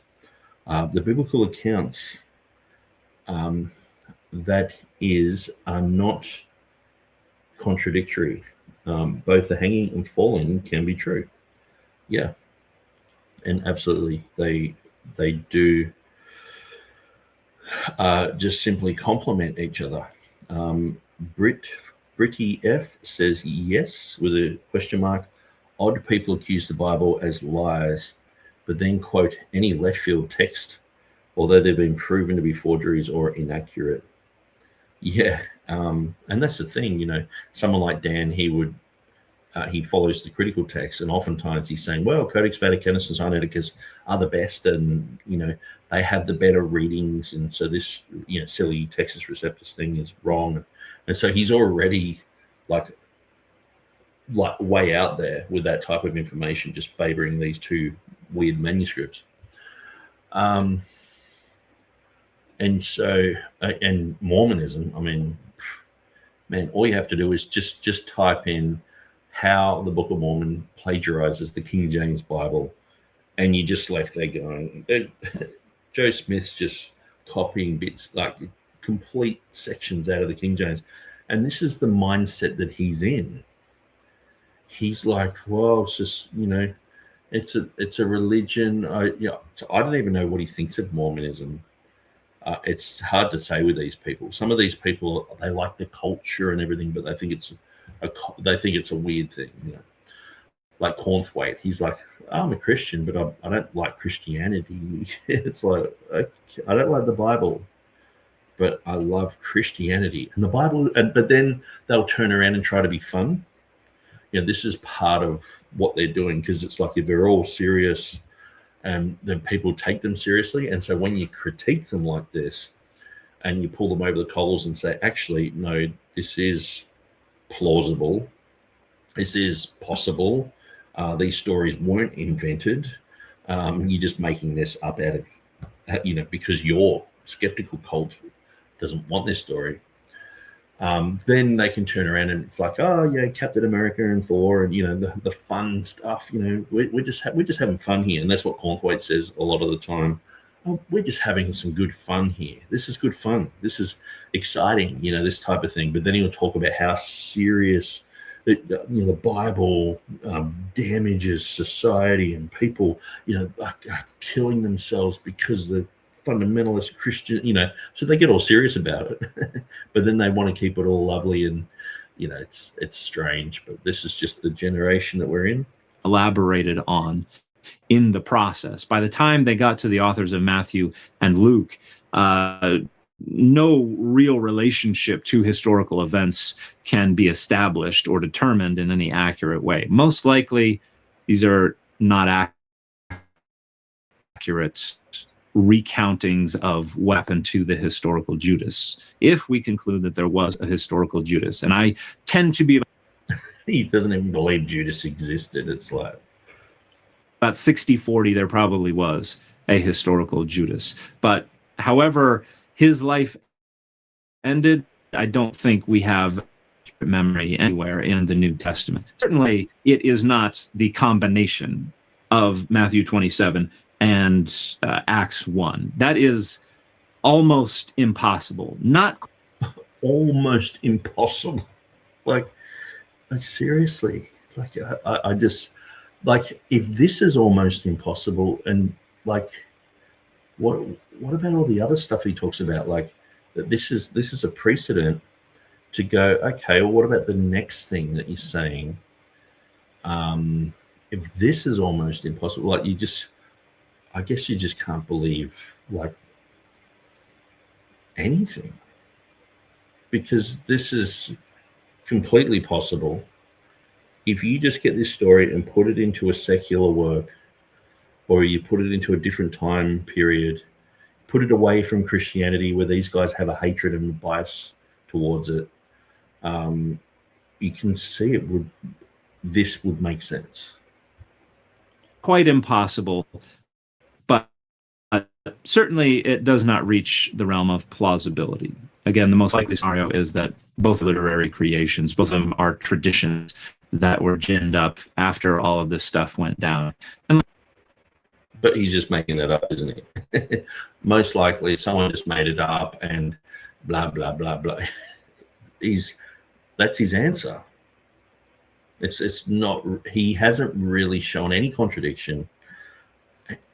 He hasn't really dealt with all the facts. He's made up stories about popping and, people not ever knowing what the high priest thought or spoke about. So it shows his ignorance of those scriptures. There's a lot here that he's ignorant of. And then he's just come to the conclusion that Judas probably doesn't even exist. It's like, oh man, it's going to be painful going through these guys' videos, but I'm gonna do it. But I've just got to try and be nice, because I just want to mock it. But I know I used to be an atheist, man. I used to believe in all sorts of rubbish. Truth Defender says a body typically begins to bloat 3 to 5 days after death. In warmer environments, the process can occur faster, sometimes starting with 36 to 48 hours. Hilly says, I agree, Nick. His whole idea is preposterous. And that said, maybe I can prove your stance. I have some unused acreage with trees. So, well, those Jehovah's Witnesses that you ran over earlier, maybe we can sit them up in the sun and we'll see. Spontaneous combustion. Yeah, that's the word that I was looking for. Hilly says comic book scholar. Yeah. Rightly Dividing Ministries. Hello, brother Nick. Just catching this live. You men.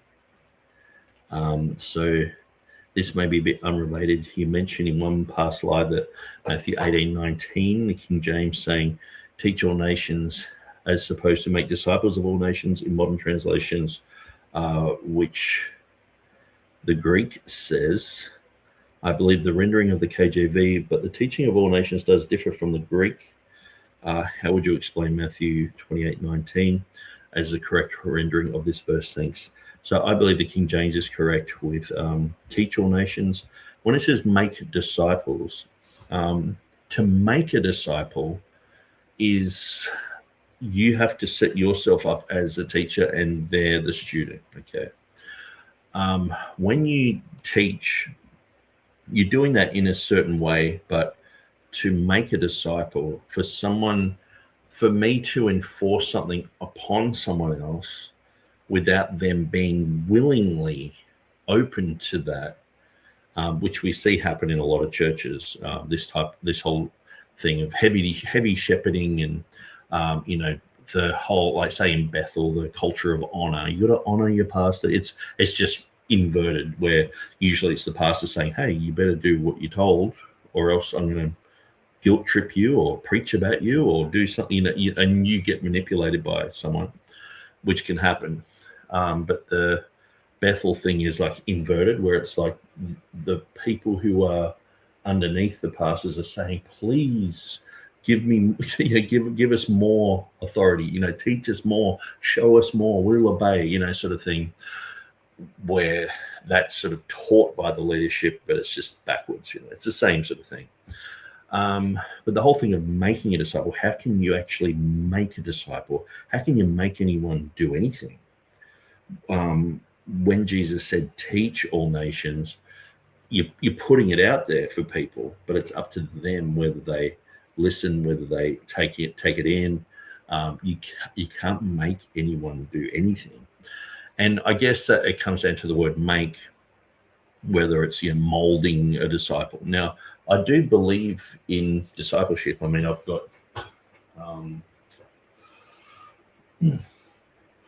the old school book, Master Plan of Discipleship. I've got it there somewhere. I can't see it at the moment.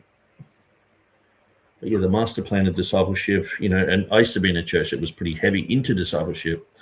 But what they would do is it's like, oh, you're my disciple sort of thing, or you're discipling someone. If you're a Bible study leader, you're discipling your people. And it's like you're making a disciple instead of just going, no, here's what's taught in the Bible. This is completely up to you to accept it or not. In what I see with the words make disciple is there's a certain sense of a force that's coming from the teacher onto the student rather than just like a free will acceptance of this. Like, say, for example, when Paul's preaching and the Bereans are checking the word of God to see if these things are true.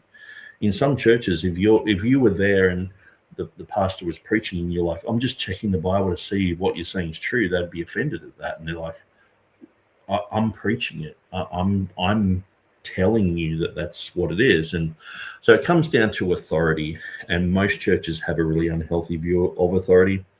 Most churches have a pyramid structure, which Jesus taught against. He said, in the world, they'll lord it over you. They're like a CEO, a boss, this type of thing. And they'll lord it over you. And there's like a pecking order. You got your pastors and then your elders, and then it goes down to the plebs, the pyramid sort of thing, where Jesus actually taught an upside down pyramid. And he said, if you want to be greatest in the kingdom of heaven, you need to serve, be a servant of all. And when he was teaching this sort of thing, he was washing their feet like the King of Kings and Lord of Lords. He's come down in a human form, washing. Middle Eastern streets weren't that clean. It was dust and cow dung and whatever, horse dung, whatever it was, donkeys. And he's cleaning their feet. And even Peter's like, no, you can't do this. And he said, well, if you don't, you can't be a part of what I'm doing. He's like, wash my whole body, sort of thing. And he said, you have no part in me if you don't allow me to do this. And so Jesus was showing true leadership is to serve. He said the greatest is a servant, not you're lording it over. And I sort of get the feeling that making disciples is part of the whole heavy shepherding. We're making a disciple here. And a lot of people are sort of manipulated and bullied into certain things into their Christianity instead of them discovering it for themselves. And people who have a true heart for God will follow. People who don't, they'll go off and it's like, okay, see you later. I sort of find that sometimes some churches, it's a leader just sort of browbeating them to a point where as soon as that leader's gone, half the church just goes out the door because they're like, they can get used to being micromanaged, where, having people who are taught to study the Bible for themselves, to be free thinking, to question things, I think that's way healthier. And because all it takes is for some false prophet to come along. 95% of Christians are fakes. So lots and lots of pastors are fakes. Jesus said, many will come in my name. And he says, and will deceive many. So there's many and many in the one verse. And it's like there's huge deception. And there's Benny Hinns and there's Crefra Dollars and Kenneth Copeland's out there. And there's all sorts of weirdos. And so they can be like, you're my disciples, this type of thing. Roman Catholic Church, cults, Mormons, Jehovah's Witnesses. So to me, what I do is I just teach the Word of God. If it resonates with someone, it's like, yeah, that's what the Bible's saying. That's great. That's what I want them to get. It's like, yeah, that's from the Bible. That's true. And they move on with it. But for me to have my hands on their life, making a disciple, I think we've seen enough of that over the years to be repelled by that, to go, this whole heavy shepherding thing is not correct. And so I guess some churches use the New King James in a way that is like, we're making a disciple, which means you'll be turning up for every church event, you'll be turning up for outreach, you'll be turning up for band practice, you'll be turning up for this, that's their whole idea of making a disciple, where if it's like, hey, you're free to do what you feel God is telling you to do. I'm not your boss. I'm not your CEO. In fact, I'm here to serve you. How can I help? Imagine going to a church and the pastor walks up, shakes your hand and says, hey, how can I help you fulfill the call that God has in your life?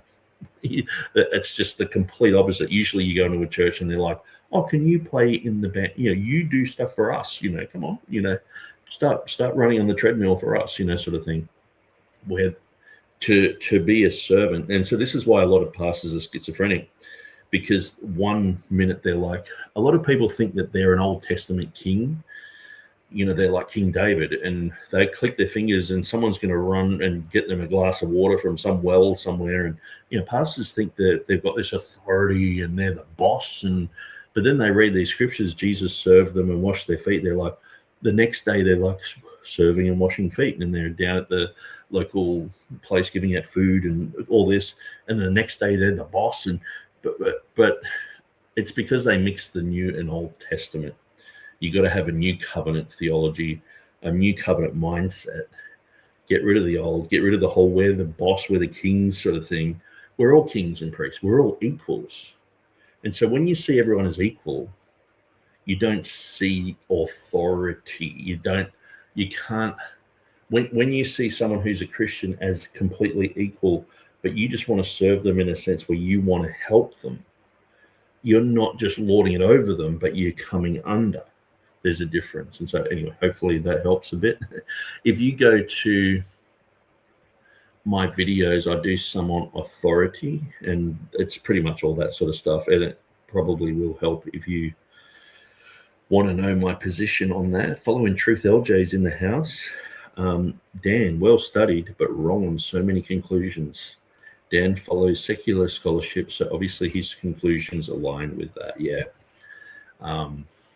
And yeah, he's like, some Jehovah's Witnesses are very intelligent people, but they're wrong. But let's just quickly likely neither of them move off there. Is historically accurate. And the fit for this video, it's been Captain America. Okay, so we'll just switch that off. And I'll just jump into this one, which I thought was actually pretty well done. So that's why I have in the heading, an error that McClellan makes in the whole Judas thing. But then I was expecting him to have, like a bog standard, Easter's a pagan festival sort of thing. But he actually seems to have learnt that it's not. So anyway, let's go through this. So you guys celebrate the day I was resurrected? Well, of course we do. We're never going to forget what you did. And I saw this. I was actually going to do a video on this actual thing. And then I saw, oh, Dan McClellan. It's funny because when I say his name, I sound like I'm drunk. Dan McClellan. It's like you got to say it with emphasis, or else it just goes McClellan. There is still hope. What do you guys call it? All right, let's see it. It's not that big of a deal, but in Easter. So the majority of Christians actually don't call this holiday Easter. Only about 25 to 35% of Christians, those speaking English, German, and a couple of other related languages, use the name Easter for this holiday, and that derives from the name of the month in which the holiday was celebrated, which itself derives from the name of a springtime goddess, according to the Venerable Bede. About 2/3 to 3/4 of Christians actually use some variation on the Hebrew name Pesach to refer to this holiday. And Pesach is the Hebrew word for Passover because fundamentally Easter is a Christian adaptation of the Jewish Passover. And what does Easter mean again? The word Easter originated from the goddess of fertility, and we celebrate it with bunnies and eggs. You celebrate my resurrection by naming it a false pagan god, and then you said bunnies and eggs. Bunnies don't even lay eggs. The use of bunnies and eggs in connection with the celebration of Easter was standardized in the 19th century, and it is a uniquely Christian innovation that has no connection to the pre-Christian springtime goddess Aostra. Eggs are associated with Easter because eggs became a traditional way to break the Lenten fast, because eggs were around more commonly because they kept for longer, and they began to be painted and exchanged as symbols of new life and resurrection and things like that. Bunnies seem to have been associated with the Virgin Mary first because of a medieval Christian notion that bunnies could reproduce parthenogenetically, because the European brown hare could conceive a second litter while it was pregnant with the first. So that became connected with the Virgin Mary, that later became connected with Jesus and the resurrection. And again, in the 19th century, bunnies and eggs came together and were standardized in certain European traditions as a way to celebrate Easter. So this has nothing to do with the namesake of the holiday. I don't know why we do this. We don't make good decisions. Again, there's nothing problematic about any of this. And again, Easter is the name of this holiday for only about 1/4 to 1/3 of Christians anyway. Yeah, clearly. And you know what? I'm going to start a new holiday, and it's going to happen really soon. I'm going to call it Judgment Day. Well, I won't be holding my breath. And the fit for this video, it's been the Dark Knight. Okay, so that was a pretty quick one. But at the end of the day, I agree with what Dan has said there.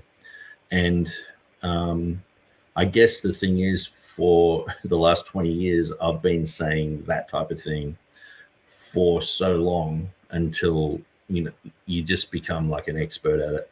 And then when someone else is saying it, it's like, hey, that's my idea. I'm the one who studied that.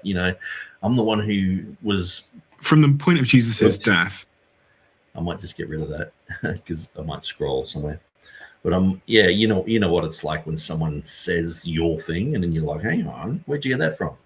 And you feel like you own it, But at the end of the day, there is an atheist guy in Australia who, a couple of years ago, he taught that Easter is not pagan, and then he taught about all the issues to do with Easter, like the eggs. It's most likely because when they Christians used to do fasting, and they would end up with a whole bunch of eggs because you can't eat them, and so they would paint them, and then they would open them up when their fast finished, sort of thing. And so that was a very practical thing, had nothing to do with fertility, and also the whole bunny rabbit thing. I mean, it's at springtime, there's rabbits everywhere, and so that just became like on cards and paintings and things. There were just rabbits always in the background of anything to do with spring. And because, Europe became the beacon for Christianity for a while, and Jesus went white for quite a long time, the bunnies are just there. And so that's nothing to do with fertility and all the rest of it. And so Truth Defender says St. Augustine used the egg as a metaphor for the resurrection, describing it as a chick bursting forth from its shell just as Christ emerged from the tomb. That's a very interesting bit of information. But yeah, it's, and that's why I said, it's good. Like, here's Dan, he seems to be teachable. I doubt, he might have looked at my information on that, but most probably he's someone like I think even Wes Huff and Mark Ward are making these type of arguments nowadays, where 10, 15 years ago, pretty much all the atheists were like, yeah, it's a pagan thing, and they would point out that Easter is a mistranslation in the King James. And I think we've really hammered that home so hard that I think if anyone really popped their head up and said, hey, it's a pagan festival, they'd really get machine gunned down. It's like we've really worked that one out. So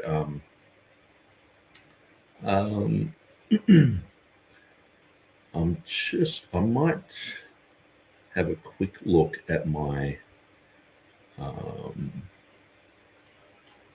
my YouTube here, and I'll just see if I can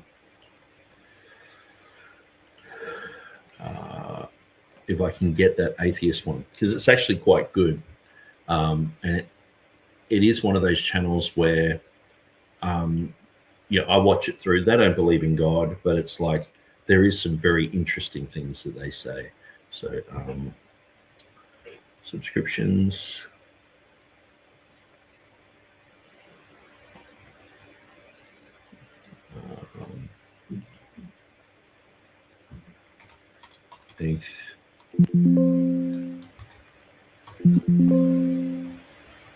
Atheist.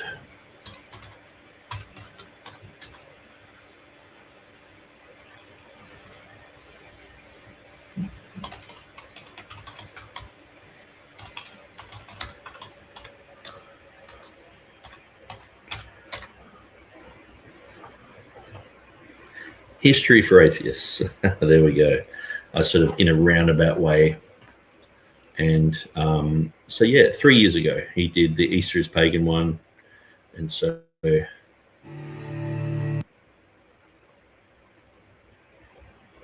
during Lent.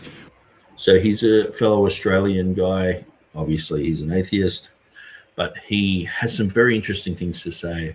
And yeah, so Wes Huff's done the Easter is not pagan thing. So I guess it's becoming quite popular to do this sort of stuff.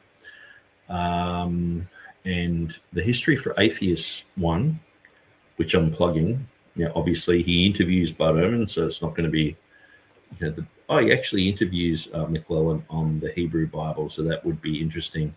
I didn't realize he did that. So obviously he would have, this is where he would have got it from. I'm pretty sure this guy got his information from me, though, because he does go deep into Easter. Okay, so he has, okay, so that's 3 months ago.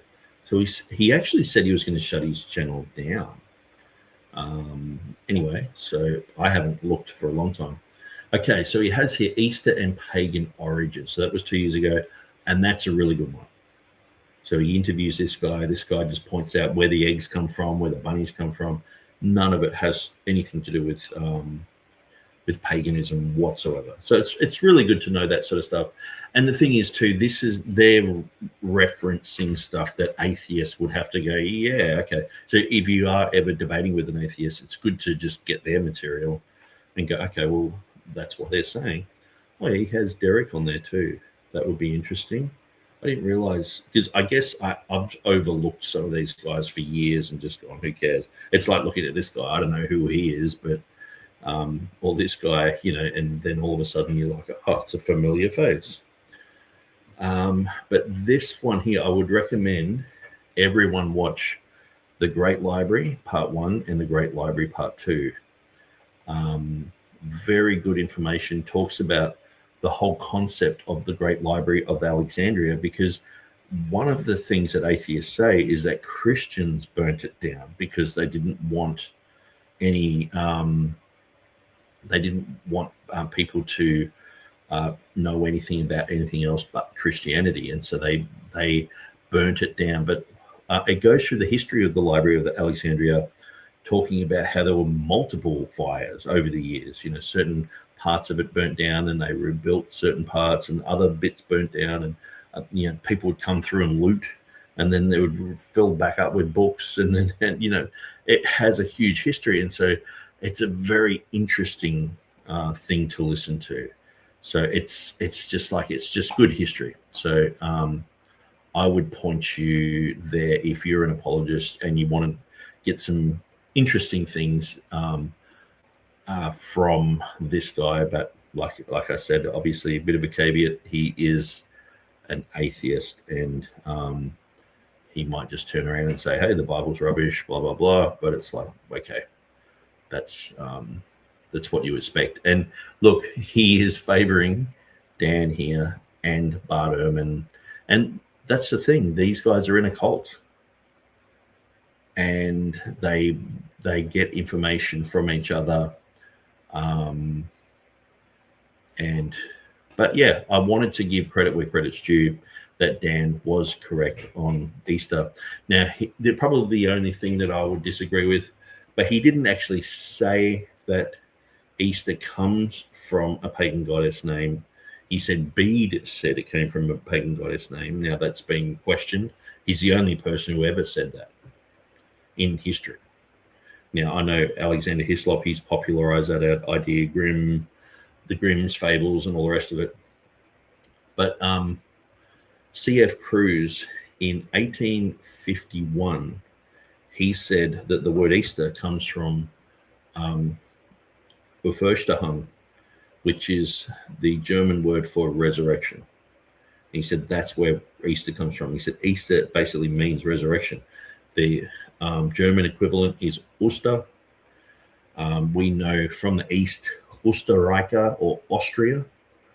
Ust is not evil. East is not evil. Easter is not pagan.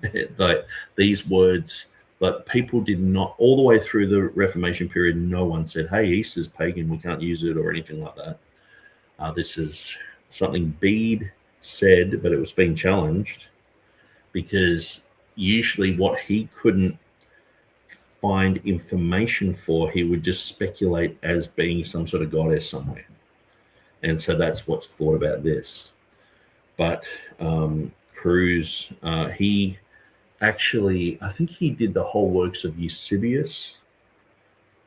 Anyway, he turned around and said that Easter is purely Germanic, and it comes from the Teutonic Erdeshim, which means like first or to stand. Erst, and yeah, I can't remember my Teutonic, but yeah, if you read my Easter article on easterau.com, that's my article I wrote in 2005. It's a little bit rough, but you get the gist. Maybe I should just quickly go there. easterau.com, and then if I look up Uster, it says the English word Easter is of German Saxon origin and not Babylonian, as Alexander Hislop falsely claimed, and as we shall see later. The German equivalent is Oster. Ostern being the modern day correspondent, is related to Ust, which means simply the rising of the sun, or in English, east. Oster came from the old Teutonic form of Auferstehung, which means resurrection, which in the older Teutonic form comes from two words, Esther, meaning first, or Erster, and Stehen, meaning to stand. It's got the ST Indo-European link to anything standing or rising up. These two words combine to form Erstehen, which is an old German form of Auferstehen, the modern day word, German word for resurrection. So the English Easter and German Oster go hand in hand. So this is my 2005 article talking about Passover and all the rest of it. So, so while I'm on one side of Dan's face, I'm slapping him very hard and saying, "Don't use the Judas thing; it's ridiculous." On the other side, I'm shaking his hand and saying, "Hey, good on you. I can respect the fact that you've gravitated away from the whole pagan myth, the goddess myth. Easter just being this whole pagan thing, or now I know where you got that information from the atheist history for atheist guys, and that's cool. Doesn't matter where you get the information from. We're all data mining, but I would just say, hey, you're moving one step closer to truth." by having that, because I remember when I wrote this, I got howls from everyone, atheists, Seventh-day Adventists, Jehovah's Witnesses. You know, I still get a lot of flack. But now, where was Luther? Here, no, that's written there. Yeah, Cruz. I think Cruz was my next article. Article 2 here.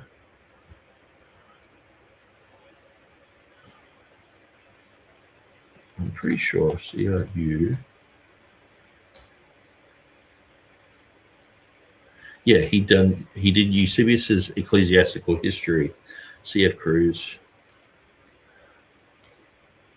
Oh yeah, and I talk about the Dave Hunt view. Some claim a Wednesday crucifixion, and that's because I was arguing for Thursday in this article. I think this was in 2007. I wrote this. Yes, so this is Cruz. He says, our word Easter is of Saxon origin and precisely the same import with its German cognate Ostern. The latter is derived from the old Teutonic form of Auferstehung, that is resurrection. And so that was Cruz who wrote that. Now in part 3, I'm pretty sure. Oh, goes to a video.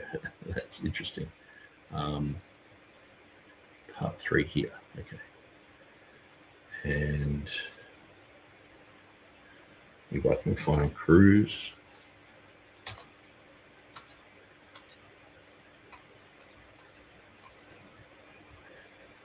Okay.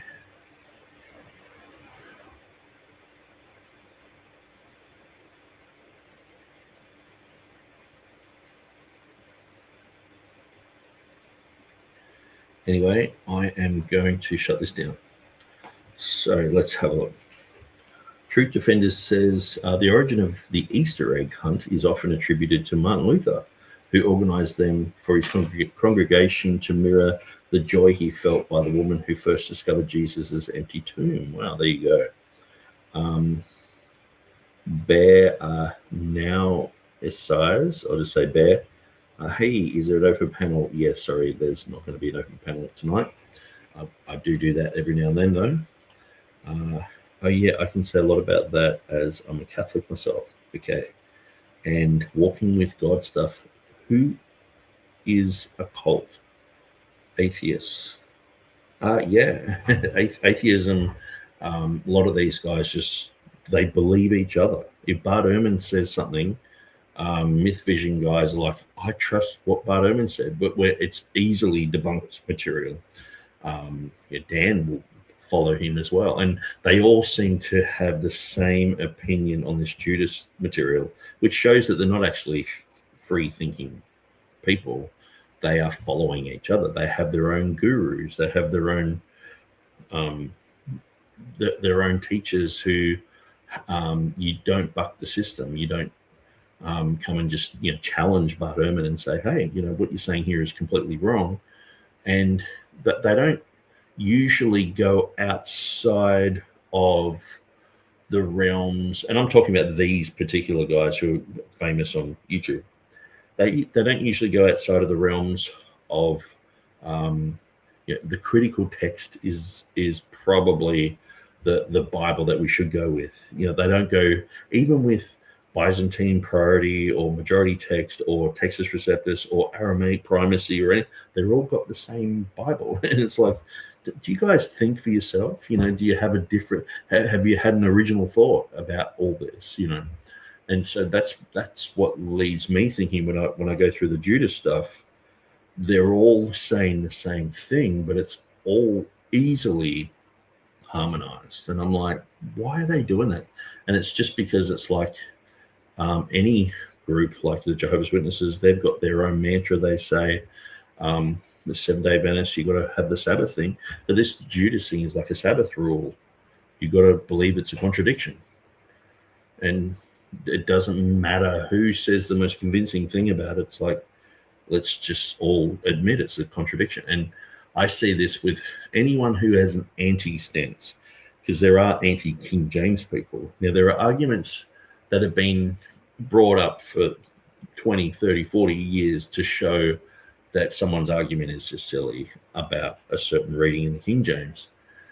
But people still use it. They still keep harping on about it. And it just frustrates you. You're just like, man, you're not moving on from there. And that's why I sort of wanted to go, hey, Dan, you're wrong on this. But, hey, good on you for learning about the whole Easter thing. Because I've seen, I wrote that article over 20 years ago, and I've seen so many people come around. Like, I was surprised when Mark Ward started to talk about it, and then Wes Huff was like, Easter's not pagan. Because I was the one on Facebook. I would spam groups. I would type in Easter pagan and just go on groups and just spam like information and quotations and things, and just to try and get people aware of the fact that Easter wasn't a pagan thing. It's a completely Christian thing. And now it seems like atheists are saying it. And I'm like, my job's done here, but I'm sort of, I guess it's like when you know the conspiracy theory that no one else knows, but then it becomes mainstream and you're like, oh, now what am I going to say now? It's sort of like that. But yeah, and as I was saying, these History for Atheists guys say some interesting things. And so anyway, God bless you guys. I will play my outro, and I'll see you next time. Yeah, this was a bit of a off-the-cuff thing. Just it's a weeknight here. Obviously, we're not that far detached where we're like 5 days behind or anything. But yeah, it's not the weekend where I usually do this sort of stuff. I actually have just been listening to a lot of atheist stuff lately, and I'm like, man, I've just got to. These guys are pumping out videos every day. Like Dan McClellan is pumping out probably 2 or 3 videos a day. The guy from Myth Vision, Derek, he's pumping them like at least a 2-3 hour video a day. I'm like, man, we need to be online and showing that we have good answers for this. And so Hilly said, good job, and don't forget to like and subscribe. Yeah, that'd be great. If you want to help, just like it, subscribe it, or share it somewhere. Thanks, guys, for watching and enduring. And I'll play my fancy outro and we'll head out the door.